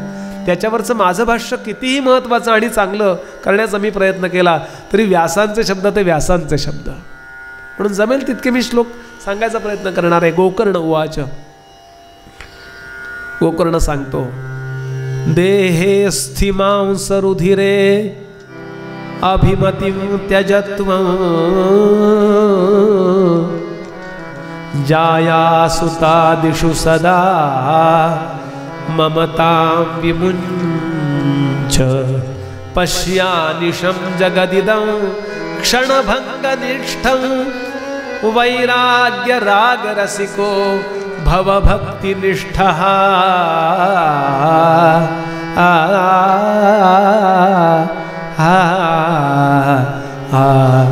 पिताश्री, तुमचा मुलगा मद्यपान करतो हे तुमच्या दुःखाचं कारण नाही. तुमचा मुलगा अभक्ष भक्षण करतो हे तुमच्या दुःखाचं कारण नाही. तुमचा मुलगा वेश्येकडे जातो हे तुमच्या दुःखाचं कारण नाही. ते बघायला लागले, अरे काय म्हणतोस तू, हेच तर माझ्या दुःखाचं कारण आहे. नाही नाही, मला एवढं सांगा, तुमच्या शेजारी जे राहतात त्यांचा मुलगा हे करणार असता तर तुम्हाला दुःख झालं असतं? माणूस म्हणून वाईट वाटलं असतं. असं करू नये, कोणीच करू नये. सगळ्यांनीच चांगलं वागलं पाहिजे, म्हणजे समाज चांगला राहतो. म्हणजे तुला काय म्हणायचंय, हे सगळं करणारा मुलगा तुमचा आहे असं तुम्ही समजता, हे तुमच्या दुःखाचं कारण आहे. ममतां विमुंच, फक्त एवढं एकच करा, हा तुमच्या प्रारब्धानं आलेला एखादा घेणेकरी आहे, तुम्ही त्याचे देणेकरी आहात असा विचार करा. तो तुमचा मुलगा असा कसेल, असेलच कसा, तुमचं शरीर तरी तुमचं आहे का? समर्थ 3ऱ्या दशकातल्या 10व्या समासात फार छान समास आहे, वाचून मग श्रीधर स्वामी सांगायचे हा समास रोज वाचावा. त्याला वैराग्य प्राप्त करायचंय ना, दासबोधातल्या 3ऱ्या दशकातला 10वा समास रोज वाचा. 3रा दशक 10वा समास 3-3 वेळा का सांगतोय, लक्षात राहण्याकरता. त्याचं नावच आहे वैराग्य निरूपण. ते म्हणाले, तुझं नवे शरीर, तेथे इतरांचा कोण विचार, आता एक भगवंत भाव, साचार धरी भावार्थ बळे. आपलं शरीर सुद्धा आपलं नाहीये, आपल्याला ते मिळालेलं आहे. कारण जन्माला आले तेव्हा 3 किलो, आज 93 किलो, 90 कुठले आणले?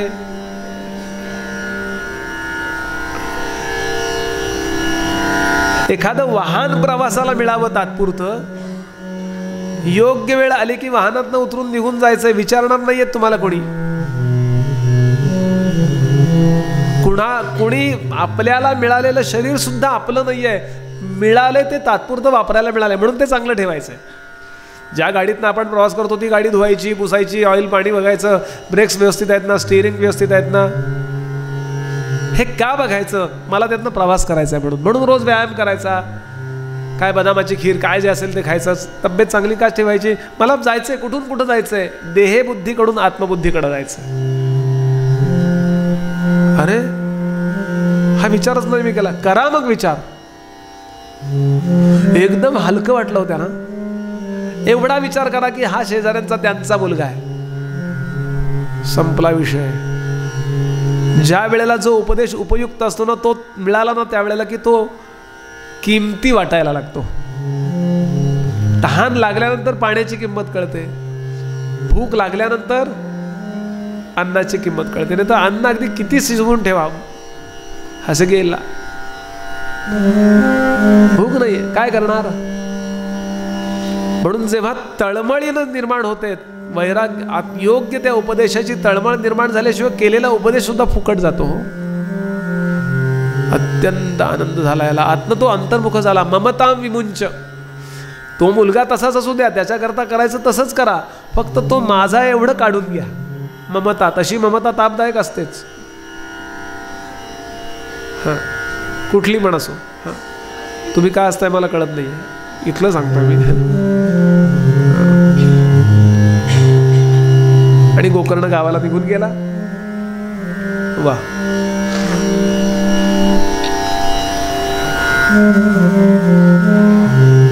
घरात कोणीच नव्हता. ही चर्चा झाली. नंतर धुंदुकारी आला, त्याची आई कपडे धुवायला गेली, ती आली. गोकर्णाने नमस्कार केला, निघून गेला. गोकर्ण काशीला सुट्टीला आला होता तो. रात्रीची वेळ झाली, अंथरून टाकलं. आणि म्हातारी, ती धुंदुली म्हातारी झाली आता. हा 85चा, ती 80ची. ती शेजारी येऊन बसली, आपल्या नवऱ्याचा हात असा हातात घेतला आणि सांगितलं, नाथ, एक गोष्ट सांगितली तर तुम्ही माझ्यावर रागावणार नाही ना. आज सकाळपासून तो इतका अंतर्मुख झाला होता. एक मुद्दा लक्षात घ्याल, अंतर्मुख झाल्याशिवाय आध्यात्मिक प्रगती होत नाही. मनुष्य चित्तामध्ये गंभीर झाला पाहिजे. समर्थ म्हणाले, हा हा हो ने भुलला, हित होईना तयाला कदा काळी. आपण जेवढे बहिर्मुख होतो तेव्हा लोकांच्यात आपल्याला यश मिळेल कदाचित, पण अंतरंगामध्ये जर प्रगती करायची असेल तर थोडं अंतर्मुख व्हायला पाहिजे.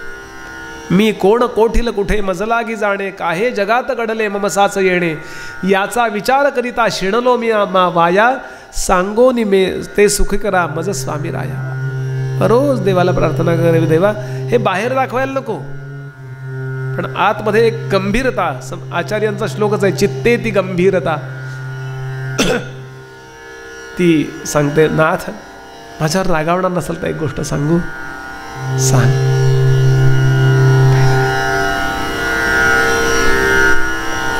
ज्या धुंदुकारी करता तुम्ही फार दुःखी आहात, तो धुंदुकारी तुमचा मुलगा नाही आहे.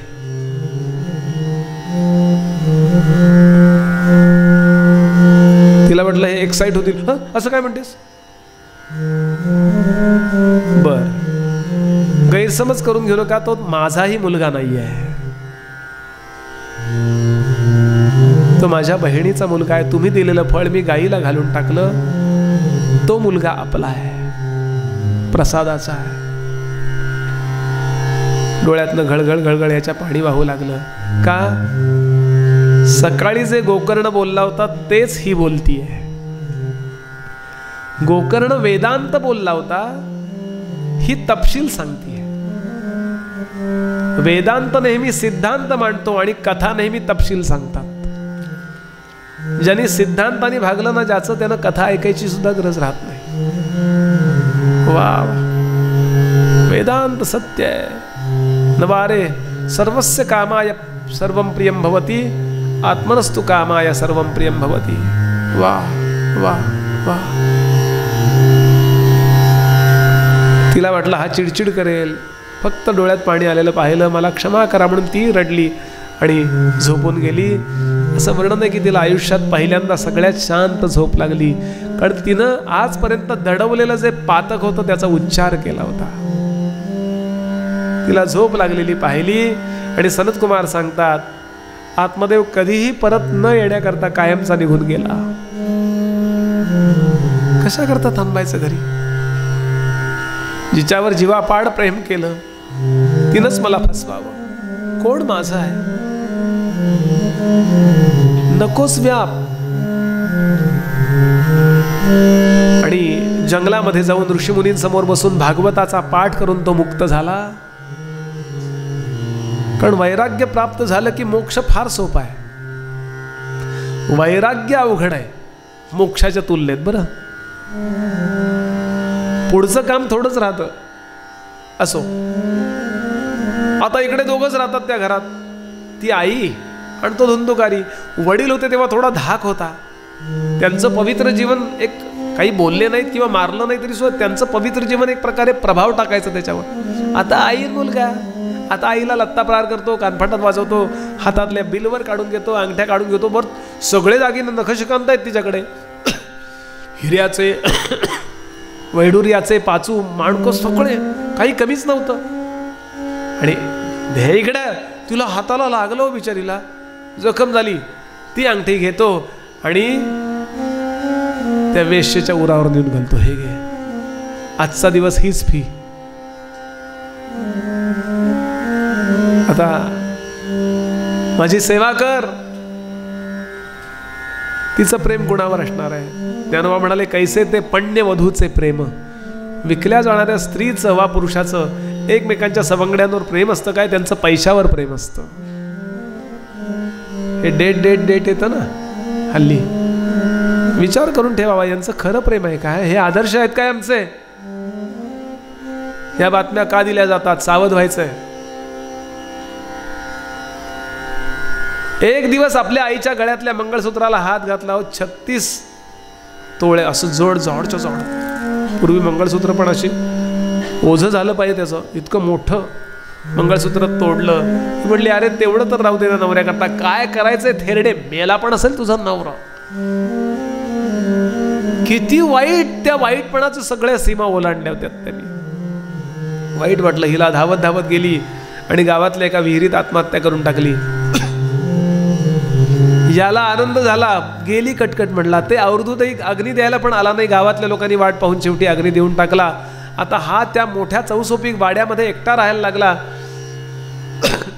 विचार करतो, अरे वेश्येकडे जा, या कोणी व्याप सांगितलाय, तिलाच घरी आणूया. तिला विचारलं, तुझ्याकडे किती गिराईक येतात, तेवढे सगळे पैसे मी देतो, फक्त माझ्या घरी येऊन प्रामाणिक राहा. काय गंमत आहे. तिथून सुद्धा पुन्हा प्रामाणिकपणाचीच जर अपेक्षा असेल तर प्रामाणिकपणा पहिल्यापासून सुद्धा सांभाळला तर काय बिघडतंय. म्हणून शेवटी अंततोगत्वा लक्षात ठेवाल, पवित्रता हीच अपवित्र लोकांकडून सुद्धा अपेक्षिली जात असेल तर खरं काय आहे. बरं आणायची तर एक कशाला, 5 जणींना घरी आणून त्यांची सेवा करू लागला. सगळी संपत्ती त्यांच्या पायावर लोटून दिली आणि संपत्ती घरातली संपायला लागल्यावर हा चोऱ्या माऱ्या करायला लागला. एक दिवस राजकोषामध्ये चोरी केली. भरपूर धनधान्य, भरपूर हिरे, जड जवाहीर, मोती, अमक दमक, पाचू असे मोठ्या चादरीत वस्त्रात बांधले आणि घेऊन आला. आणि मध्यरात्री त्या सगळ्यांसमोर आपटले. हे घ्या. अहो त्या कोपऱ्यामध्ये ठाणवाया लावलेले ते चमकले, त्यांचे डोळे दिपले. कुठून आणलं तेवढं आमच्या करता. राजाकडे चोरी केली. सगळ्या जणी घाबरल्या. आता राजसैनिक येणार, यालाही धरतील आम्हालाही धरतील. पण धन तर खूप चांगलं आहे. 5 जणींनी आज जाऊन ठरवलं काय करायचं ते. दारूमध्ये गुंगीचं औषध घातलं, त्याला गोड गोड बोलून दारू पाजली आणि त्याच्या गळ्यात फास अडकवला, तुळईच्या पलीकडे टाकला आणि 5 जणी ओढू लागल्या. पण आडदांड हा मरता मरेना. शेवटी त्याला वरून सोडला. अर्धमेल्या अवस्थेमध्ये त्याला पलंगाला बांधला आणि त्या मोठ्या पलंगावरती याच 5 जणींच्या बरोबर तो सुरत भोग करीत असे. त्या 5 जणींनी त्याला बांधला आणि पलंगच पेटवून दिला. चटके बसायला लागल्यावर तो ओरडायला लागला. आजूबाजूच्या लोकांना कळायला लागलं तर काय होईल म्हणून एकीनं पटकन मोठा निखारा आणला आणि त्याच्या तोंडावर दाबला. ओरडू नको. तुकाराम महाराज सांगतात, ही कथा एका धुंदुकारीची नाही आहे. ही कथा त्या प्रत्येक जीवाची आहे जो या शरीरामध्ये 5 जणींचं पोट भरायलाच पैसे मिळवतो. शब्द, स्पर्श, रूप, रस, गंध या 5 गोष्टीमध्ये वाहवत जातो. सरणावरती त्याला बसवतात, पेटवतात आणि निघून जातात. नवीन देह शोधतात. म्हणून सावध होण्याची गरज आहे. समर्थ म्हणाले, छान प्रपंच करा, एन्जॉय करा, पण थोडे अंतर्मुख व्हा. हे सगळं जाणार आहे हे समजून एन्जॉय करा. वैराग्य म्हणजे काय? श्रीखंड खाताना आंबट तोंड करणे नव्हे. श्रीखंड खाताना फक्त देवाची आठवण करा. देवा तुझ्या कृपेनं खातोय रे बाबा, एवढंच. किती छोटीशी गोष्ट आहे. विषय सुख म्हणून खाऊ नका, प्रसाद म्हणून खा. म्हणून उत्तर भारतामध्ये प्रसादाला भोग म्हणतात. भोग लगाना म्हणजे प्रसाद दाखवणे. बाहेर बदल करायचा नाहीये, बदल आतमध्ये करायचा आहे. फक्त विचारामध्ये बदल करायचा आहे. असो, जळून मरून गेला तो. त्या 5 जणी धन घेऊन पळून गेल्या. सनत कुमार सांगतात त्याचं भयंकर असं पिशाच्य झालं. इच्छा अतृप्त राहिल्या आणि नको असताना देह, पाहिजे असताना देह टाकायला लागला. देह टाकायचा नव्हता आणि टाकायला लागला. अशा वेळेला त्याला नवीन देह मिळत नाही आणि त्या भयंकर अशा वासना त्रास द्यायला लागतात. आणि तेव्हा वायुरूप देह धारण करून ही पिशाच्य राहतात. यांच्या 36 जाती आहेत एकूण पिशाच्यांच्या. आम्ही हे मानत नाही, आम्ही हे मानतो, याच्यात अडकूच नका. ज्ञानोबानी, तुकोबानी, समर्थानी यांचा अनेकदा उल्लेख केलाय. टेंबे स्वामी महाराजांचं पारमार्थिक जीवन आहे ना, त्यांना सावंतवाडीला राहणाऱ्या अणावकर नावाच्या एका गृहस्थांच्या अंगात पिशाच्य यायचं, त्यांनीच मार्गदर्शन केल्याचा उल्लेख आहे स्वामी महाराजांच्या चरित्रात. हा वासुदेव संन्यास घ्यायचं म्हणतो, पण याला माहिती नाही याचं लग्न होणार आहे, असं ते पिशाच्य बोलायचं. पिशाच्य याचा अर्थ वाईट असतात असं समजू नका. अशी ती योनी आहे की त्यांना नवीन देह मिळालेला नाहीये आणि जुना देह निघून गेलाय. आणि तहान लागते पण पाणी पिता येत नाही. भूक लागते पण अन्न, कारण देह पाहिजे ना खायला प्यायला. म्हणून त्यांना बोलताना पण असं, माझे आता हवा बाहेर येते. आपण कसं बोलताना हवा बाहेर येते आणि बोलतो, त्यांना बाहेर नाही काढतायत म्हणून ते असे उलट बोलतात. मी आत्ता झालो, मी आत्ता झालो, मी आत्ता झालो. अशी त्यांची विचित्र हे असतात. फार वर्णन करणार नाही, कारण 8:30ला मलाच जाताना भीती वाटेल.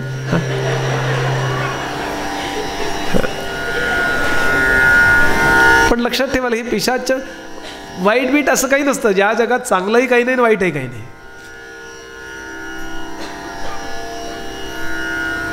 आपण सगळे वाईट आहोत का? पिशाच्य का वाईट असणार आहेत? आमच्यासारखीच ती, काही फरक नाही.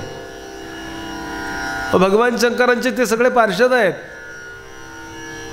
श्मशान येश्वा क्रीडा स्मरहर पिशाचापि सहचरा. एकदा ही दृष्टी आली ना की मनुष्य घाबरणं बंद होतो. ड्रॅक्युला येऊ दे, भाक्युला काही होत नाही. हा, मुद्दाम जाऊन काय होतंय, अमावस्याला सकाळी 6ला वडाखाली गेल्यावर संध्याकाळी मुद्दाम नाही त्यांच्या टेरिटरीत जायचं. तर टेरीवर एखादी लात मारू शकतात. मुद्दाम नाही. 12 वाजता कुठेही प्रवासात असेल तर 12 वाजता गाडी थांबवायची, 1-5 मिनिटं थांबायचं, मग पुढे जायचं. त्यांचाही आदर केला जातो. म्हणजे तेही समजतात, अरे ही चांगली आहेत माणसं, जाऊ द्या यांना. गुंड किंवा वाईट माणसं सुद्धा कुठेतरी चांगली असतात की नाही. मला तर कित्येक वेळा वाटतं की पिशाच्यांच्या करता काहीतरी करायला पाहिजे. आणि याचा मी अभ्यास करत होतो, नेमकं मला शिवपुराण मिळालं. आता आम्ही चाललोय काशीला. शिवपुराण कथा आहे 3 मार्च ते 13 मार्चला आम्ही काशीला शिवपुराण कथा, मुंबईचे लोक ठरवणार आहेत. बरं, मला आता काही बाकी, त्या शिवपुराणात कथा आहे की पिशाच्यांचा उद्धार कसा होतो असं. तर असं ते पिशाच्य झालं. आता कोणीच तिथे जाईना. त्या वाड्याचं नाव पडलं भूत बंगला. हा गोकर्ण केव्हा तरी घरी आला. लोक म्हणले, अहो महाराज तुम्ही तिथे जाऊ नका, तिथे पिशाच्य आहे. ते म्हणले असं नका, मला काय करायचं, माझ्या घरीच मी राहणार. म्हणून वाडा स्वच्छ झाडून घेतला, पुसून घेतला, सारवून घेतला, विहिरीचं पाणी स्वच्छ केलं.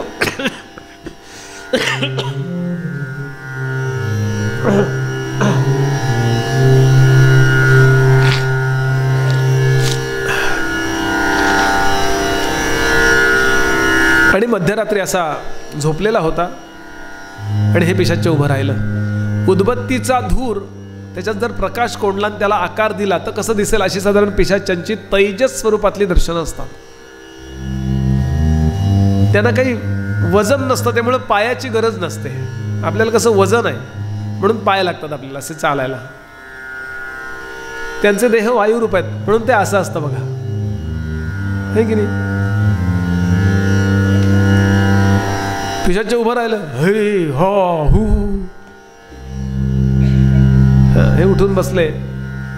गोकर्ण महाराज डोक्याशी कमंडलू होता, पाणी घेतलं आणि त्या पिशाच्च्या अंगावर टाकलं. अजिबात घाबरले नाही. निष्पाप जो मनुष्य आहे ना, तो आहे तिथे आनंदात असतो, काही का असे ना तिकडे. ते होली वॉटर, ते पवित्र पाणी अंगावर पडल्याबरोबर त्याला वाणी आली, स्पर्श झाला ना त्या पवित्र पाण्याचा, आणि तो बोलायला लागला, अरे भैरवीच पाहिजे,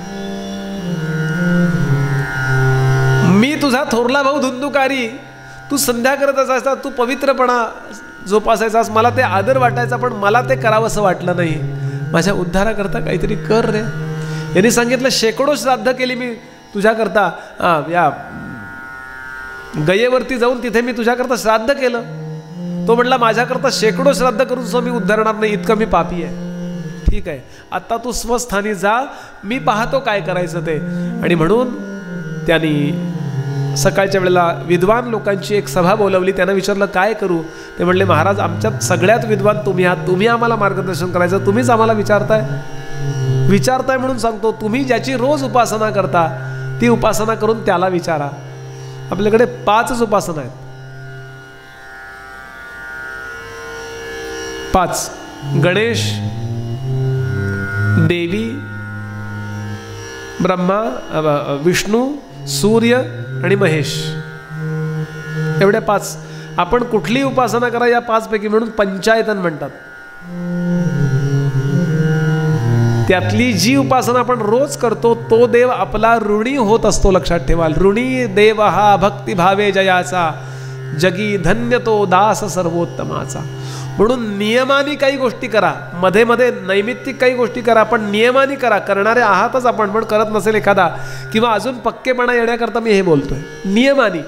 म्हणजे समजा उदाहरणार्थ विष्णू सहस्रनाम म्हणता आपण, उदाहरण घ्या, तर लोकांनी असं म्हटलं पाहिजे, 99 वर्षे हे गेले पण आज सकाळी सहस्रनाम म्हटलं त्यांनी.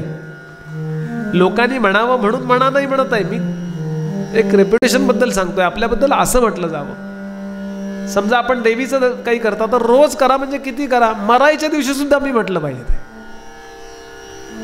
मग तो देव आपला किती, आपलं तर सुधारणा करतोच, आपल्या तर चांगल्या प्रकारे आपल्याला देईलच, पण आपण ज्यांची काळजी करतो ना, मुलं बाळं नातवंड, यांची पण काळजी घेतो. हो, तो आपली ज्यांच्यावर जबाबदारी आहे, आपण ज्यांच्यावरती अवलंबून आहोत, अशा दोघांची तो काळजी घेतो. बरं, भगवंताचं वाक्यच आहे, जो मेरे नाम पर मैं उनके काम पर, जो मेरे नाम पर मैं उनके काम पर, जो अपने काम पर मैं मेरे धाम पर. फार छत्री आहे तो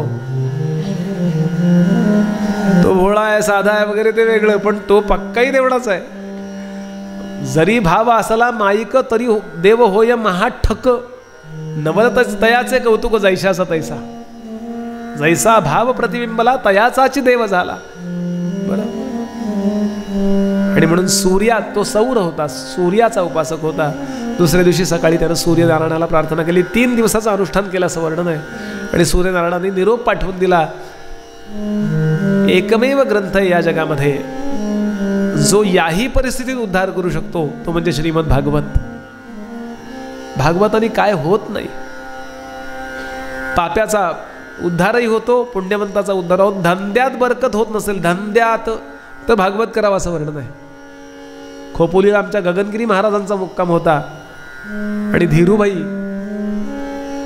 दर्शनात त्यांचे अनुयायी होते. ते धीरूभाई म्हणाले, काय करू, आजही मोठं श्रीयंत्र आहे बघा खोपोलीला, आपण त्यांच्या आश्रमात गेला असाल तर. ते म्हणाले, धीरूभाई भागवत आयोजित करा, म्हणजे तुम्हाला धंद्यातही बरकत मिळेल.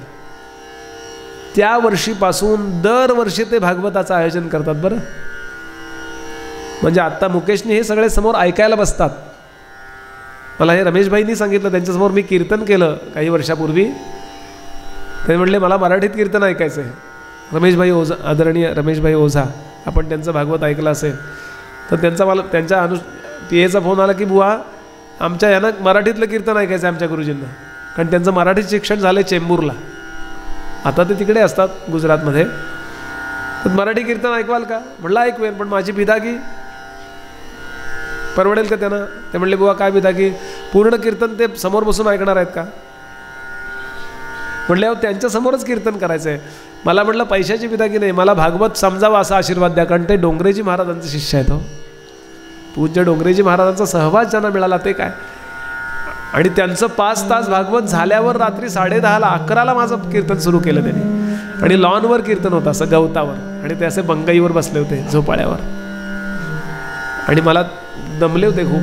त्यांनी सांगितलं बुवा अर्धा तास तासभरच कराल का? म्हटलं तुम्ही म्हणाल मी 15 मिनिटातही कीर्तन, मी रेडिओ स्टार आहे म्हटलं. स्टार हा नव्हे पण रेडिओ कीर्तन केलंय मी. ते म्हणजे खटकन तिथे मोक्ष मिळू नाही तर नाही मिळू, ते बंद करतात बटन.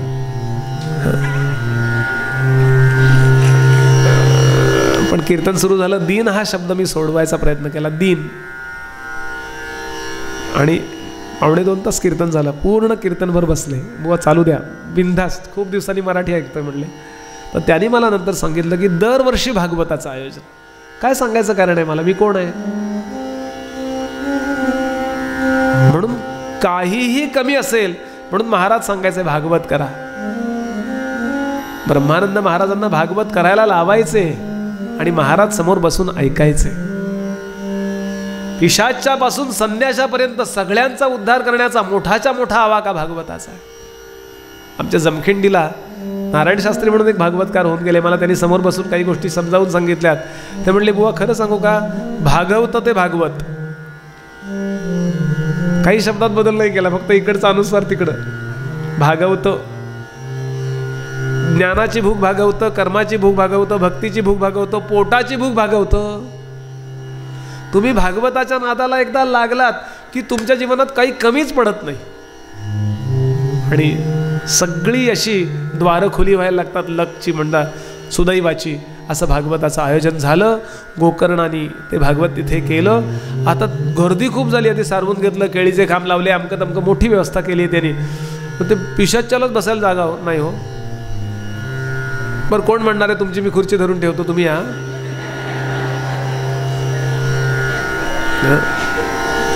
पिशाच्याची जागा कोण धरणार आहे? मध्यंतरी एक सिरियल चालू होती ना, रात्रीचे खेळ झाले. माझ्या एका मित्रांनी विनोद सांगितला जरा. तर त्या दिवशी ते अण्णांचं भूत आलं होतं म्हणे. बायको झोपली बेडरूम, दोघं जण नवरा बायको, मुलं परदेशात शिकायला काय गेलेली. बायको म्हणली आज माझ्याकडे तोंड करून झोपा, मला भीती वाटते, तिकडे तोंड करू नका. तो म्हटलं बास, म्हणजे मी मेलो तरी चालेल. विनोद आहे, बाकी काही नाही. सांगण्याचा भाव असा की पिशाच्याला बसायला जागा नाही. मग कुठं बसला तो, वर्णन ऐका. कोपऱ्यामध्ये धुणं वाळत घालायची एक काठी होती, बांबू कळक काय म्हणतात बघा. मधलं पेर असताना पेराच्या इथे गाठ असते पण मध्ये मोकळं असतं बघा. तर 7 पेरांची ती गाठ बरोबर खालच्या पेराशी जाऊन बसला. वायुरूप देह किती लहान मोठा होऊ शकतो तो, असा एवढा एवढा होऊन तिथे जाऊन बसला आणि भागवत ऐकतोय. 1 दिवस पूर्ण झाल्यावर खटकन ती पेर फुटलं आणि आतल्यात त्याला वर जायला जागा मिळाली. ऊर्ध्वगती त्याला तिथेच प्राप्त झाली. दुसरा दिवस पूर्ण झाला, दुसरी गाठ फुटली. अशा 7 दिवसानंतर 7 गाठी फुटल्या आणि काठी पूर्ण फाकळली आणि त्यातून विष्णुरूप म्हणजे स्वरूपता नावाची मुक्ती मिळालेला धुंदुकारी समोर येऊन उभा राहिला. लोकांना वाटलं विष्णूच आला, कारण काहीतरी या भागवतात चमत्कार घडतातच, प्रत्येक भागवतात घडतात. बरं मी कितीतरी गोष्टी पाहिल्यात आणि कुणी भागवताला येऊ, ते काही माझ्या सामर्थ्याने यांच्या सामर्थ्याने त्यांच्या नव्हे, भागवताच्या स्वतःच्या सामर्थ्याने. लोकांना वाटलं विष्णूला उभे राहिले नमस्कार, ते म्हणले नमस्कार नका करू, मी तुमच्यापेक्षा वाईट अवस्थेत होतो, पिशाच्य होतो. म्हणले तुमचा उद्धार कसा झाला? ते म्हणले मी नुसतं भागवत ऐकलं नाही, भागवत ऐकताना मी रोज रडत राहिलो आणि रोज प्रार्थना करत राहिलो, देवा मी कुठल्याच अर्थानं तुझ्या सेवेला योग्य नाही आहे रे प्रभो. मैं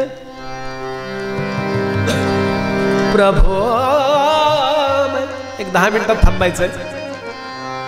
प्रभो मैं सब पतितन का राजा, प्रभो मैं सब पतितन का राजा. मी सांगतो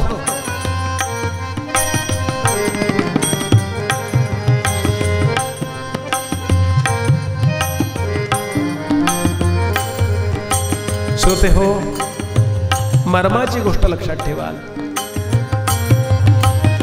आपण जप करून, तप करून, प्रार्थना करून, उपासना करून देव भेटेल या भ्रमात राहू नका. मग ते करू नको का? उत्तम करा, पण ते करत असताना रोज आपल्या प्रार्थनेमध्ये एक श्लोक ठेवा. आपण तो म्हणतही असाल, देवा मला काही कळत नाही रे. कधीतरी असं म्हणावं असं वाटतं का? तेव्हा मला काही कळत नाही रे.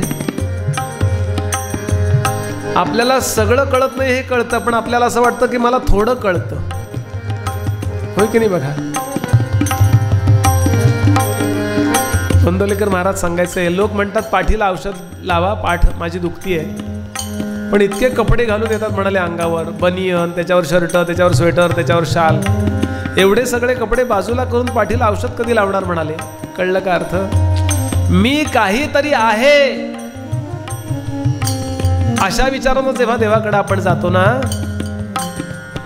तेव्हा देव म्हणतो ओके गो टू होम. म्हणून आपल्याला तो श्लोक दिलाय, कागदात आहे. रोज देवाला म्हणा. तुम्ही पुण्यवान असा, पाप करायला पाहिजे असं नाहीये, पण तरी सुद्धा म्हणा, कर चरण कृतम वा कायजं कर्मजं वा श्रवण नयनजं वा मानसं वा पराधं विहितं विहितं वा सर्वमेतत् क्षमस्व.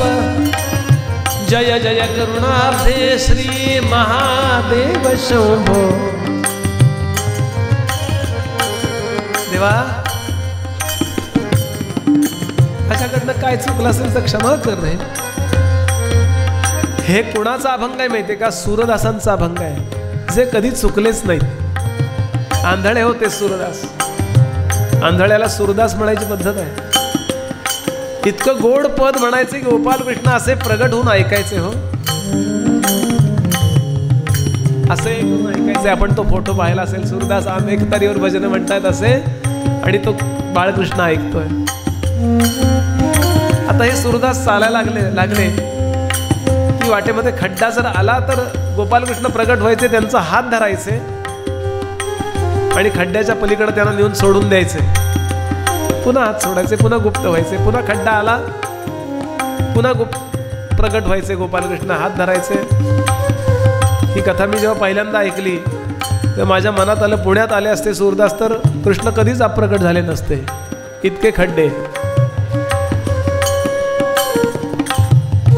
एक दिवस सूरदासांनी असा हात धरलेला पाहिला, कोण मला खड्ड्यातनं वाचवतो आणि पलीकडे असं बाजूने नेतो, कोण आहे तो? म्हणून सूरदासांचा हात त्यांनी धरला होता, त्याचा हात सूरदासांनी दुसऱ्या हाताने धरला. भगवंतांनी आपला हात फुगवायला सुरुवात केली. फुगवता फुगवता यांचा हात सुटला. सूरदास म्हणाले, अरे हातातून सुटलास, इथून कसा सुटशील? काय असतील सूरदास? ते म्हणताय तिथे, देवा मी या सगळ्या जगातल्या पाप्यांचा राजा आहे. प्रभो मैं देवा कौन करत बराबरी मेरी, कौन करत बराबरी मेरी.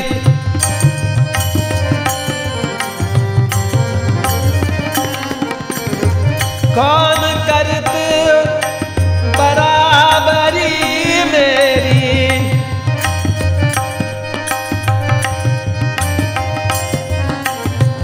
समर्थ रामाला म्हणतात, आज ही प्रार्थना रोज म्हटली जाते बरं गडावर, सगळ्या संप्रदायात, सगळ्या रामदासी मठामध्ये म्हटली जाते.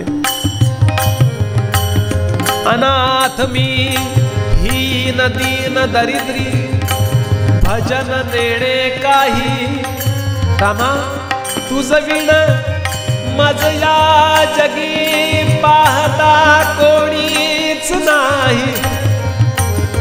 ज्ञान कळेना ध्यान कळेना मन वळेना देवा. विद्या नाही वैभव नाही ऐसा पूर्वील देवा. युक्ती असेना बुद्धी असेना शांती वसेना अंगी. रामदास म्हणे दयाळा ऐसा मी भवरोगी रे. म्हणून रोज आपल्या प्रार्थनेमध्ये 1 मिनिट तरी असा द्या, थोडे गहिवर आ, थोडं डोळ्यात पाणी येऊ द्या. देवा मला काही कळत नाही रे, खरं सांगू देवा, मला कळतं का नाही हेही मला कळत नाही रे. मी आता उपासना करीन, तप करीन आणि तुझी कृपा संपादन करीन. नाही रे देवा शक्य. देवा किती दिवस राहिले मला माहिती नाही, कणभर का होईना कृपा कर रे. माझ्याकडनं काही चुकू देऊ नकोस देवा, आणि योग्य अशी उपासना तू करून घे, तशाच प्रेरणा मला दे. होते हो. या भावात आपण गेल्याबरोबर देवाचा न्यायाधीश पण बाजूला पडतो, देव आई होतो. न्यायाधीश पण तोच आहे आणि आई पण तोच आहे. बरं, अहंकारी माणसा करता तो न्यायाधीश आहे, आणि आगतिक तीन जो झाला ना त्याच्याकरता तो आई आहे. लहान मुलाला जर आईनं सांगितलं, बाळा माझं बोट धरून चाल, पुढे चिखल आहे. लहान मुलं म्हणतात, नाही आई मी चालतो. चालायला लागलेल्या मुलांना चालत नाही हात धरलेला. लहान मुलं, म्हातारी माणसं सुद्धा, नाही मी चालू शकते अजून.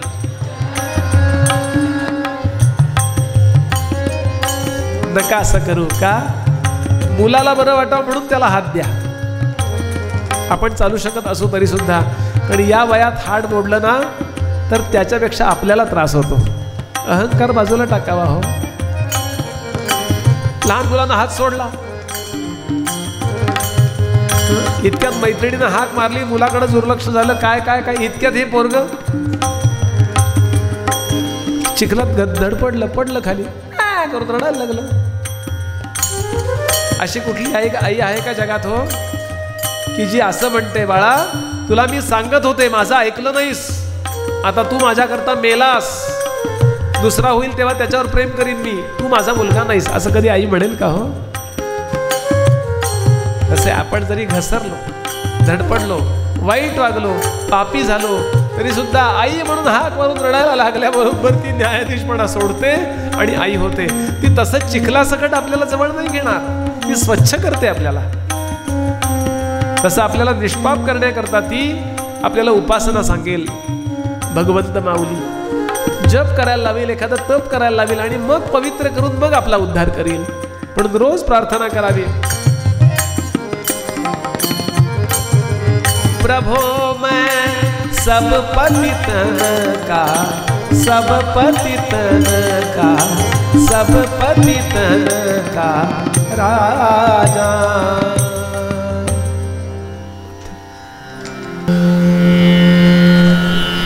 नारदांनी प्रश्न विचारला, सनत कुमारराव महाराज तुम्ही तर म्हणला तिथं खूप गर्दी होती, मग एकट्याचाच उद्धार झाला असं म्हणताय तुम्ही, असं का?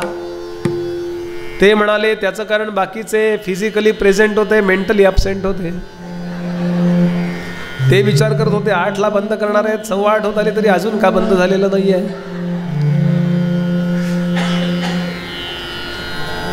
एक 10-15 मिनिटं उशीर गृहीतच धरा.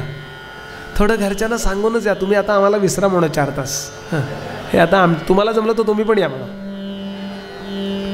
खरं सांगू, भागवत हे नवरा बायको मुलं बाळ सपरिवार सकुटुंब ऐकावं असं आहे. म्हणजे मग घरी गेल्यावर चर्चा एकाच विषयाची होते, नाही तर ते तिकडं दुसरं काहीतरी बघून आले तर आपण हे ऐकून गेलो. कसं हे शुकदेव काय म्हणतात आणि तिकडं ते आमके काय म्हणतात, असं होतं. असं मिसमॅच होऊ नये म्हणून बोललो मी.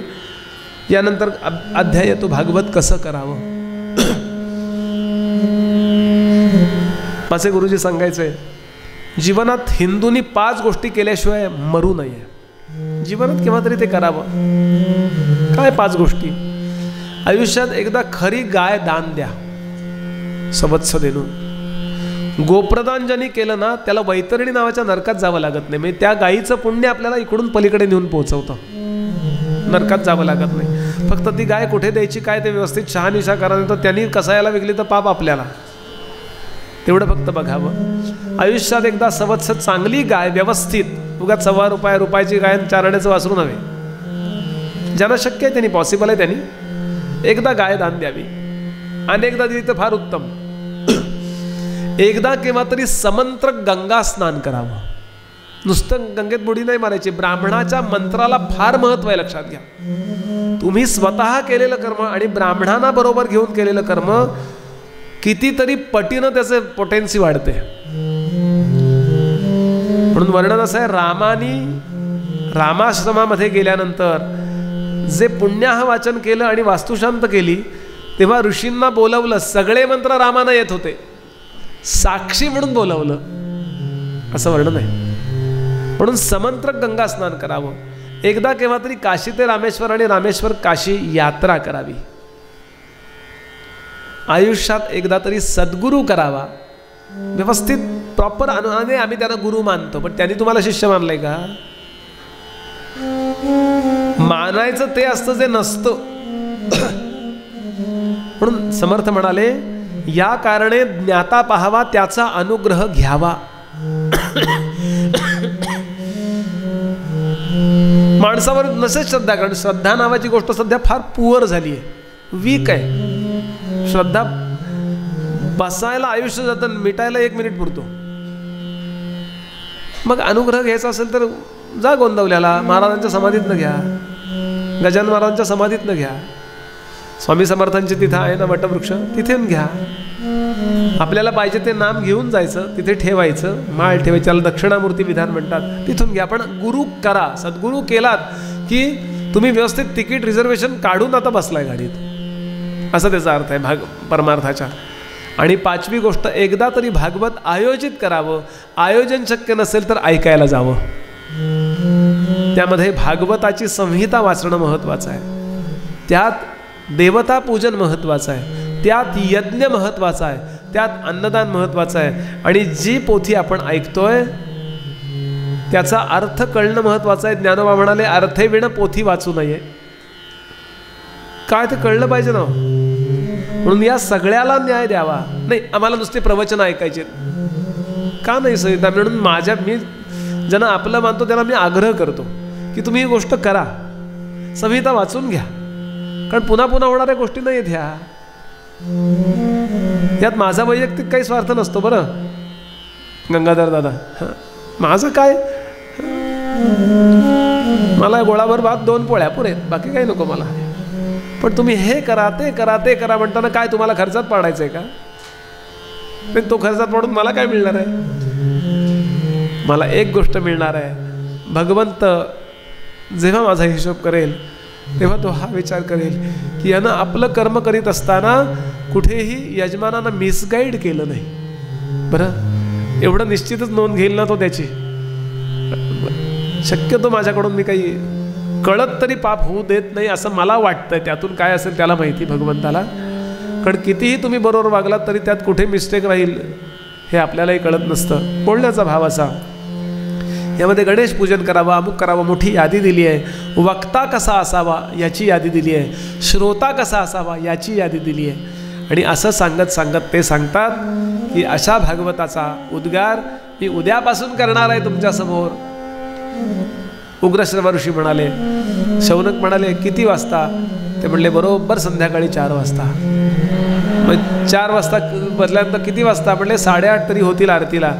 मग ते शौनक म्हणले आम्ही बरेच लोक आहोत, आम्हाला मध्ये चहा बी काहीतरी द्या की हो. ते म्हणाले तुम्ही पटवर्धनाला सांगा. असा कथाभाग उद्यापासून आपण ऐकू. शांत बसा आणि मन लावून कथा ऐका. मी आपल्याला खात्रीनं सांगतो कितीतरी कन्सेप्ट क्लिअर करून देतात शुकदेव.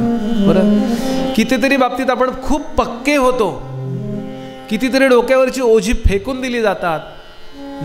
आत्ता मला गुहागरला भागवत होतं, तिथे डॉक्टर भेटायला आले. बुवा म्हणले आमची निगेटिव्हिटी पूर्ण गेली, कारण आम्ही समोर माणसं मरताना पाहिलीत आत्ता गेले 2 वर्ष. म्हटलं रोज या भागवताला. भागवत तुम्हाला इतकी पॉझिटिव्हिटी शिकवतं, कितीही संकट आली तरी त्या संकटावर मात करून पलीकडं कसं जावं हे सामर्थ्य आपलं वाढतं. शेवटी मानसिक सामर्थ्य वाढवणंच महत्त्वाचं आहे. ते एकदा वाढलं ना की आत्म्याकडून येणारा प्रकाश मनात, प्राणात आणि देहात येतो आणि आपली तब्येतही चांगली होते. कितीतरी याचे फायदे आहेत, त्याचा विचार उद्यापासून करूया. माझी सगळ्यांना प्रार्थना एकच असेल, वक्त्यावर दयावंत व्हा आणि 4:45ला या. शांत बसा. मगाशी त्यांनी ताईंनी सांगताना सांगितलं की जागा शक्यतो सांभाळा, पण जागा गेली म्हणून वाईट वाटून घेऊ नका. बसा आणि मन लावून ऐका. माझ्या पाठोपाठ भागवताची फलश्रुती दिली आहे ती म्हणायची आणि आरत्या. आज 2 आरत्या म्हणायच्यात आपल्याला. अगदी हे सगळं 3-4 मिनिटात संपेल बरं. भगवान गणरायाला बोलवायचे, पहिला दिवस आहे आणि भागवताची आरती. गणपतीची आरती सगळ्यांना पाठ आहे, भागवताची आरती आपल्याला दिली आहे. माझ्या पाठोपाठ भागवताची फलश्रुती म्हणा. ही फलश्रुती म्हणेपर्यंत आपण निरंजन लावायचं. भवे भवे यथा भक्ति, भवे भवे यथा भक्तिः, पादयोस्तव जायते, पादयोस्तव जायते, तथा कुरुष्व देवेश, तथा कुरुष्व देवेश. नाथस्त्वं नो यत प्रभो, नाथस्त्वन्नो यत प्रभो. नाम संकीर्तनं यस्य, नाम संकीर्तनं यस्य, सर्वपाप प्रणाशनं, सर्वपाप प्रणाशनं, प्रणामो दुःखशमनः, प्रणामो दुःखशमनः, तन्नमामि हरिं परं, तन्नमामि हरिं परम्. अनायासेन मरणं, अनायासेन मरणं, विना दैन्येन जीवनं, विना दैन्येन जीवनं. देहि मे कृपया कृष्ण, देहि मे कृपया कृष्ण. त्वयि भक्तिमचञ्चलां, त्वयि भक्तिमचञ्चलां, त्वयि भक्तिमचञ्चलां, त्वयि भक्तिमचञ्चलां, त्वयि भक्तिमचञ्चलां. त्वयि भक्तिमचञ्चलां.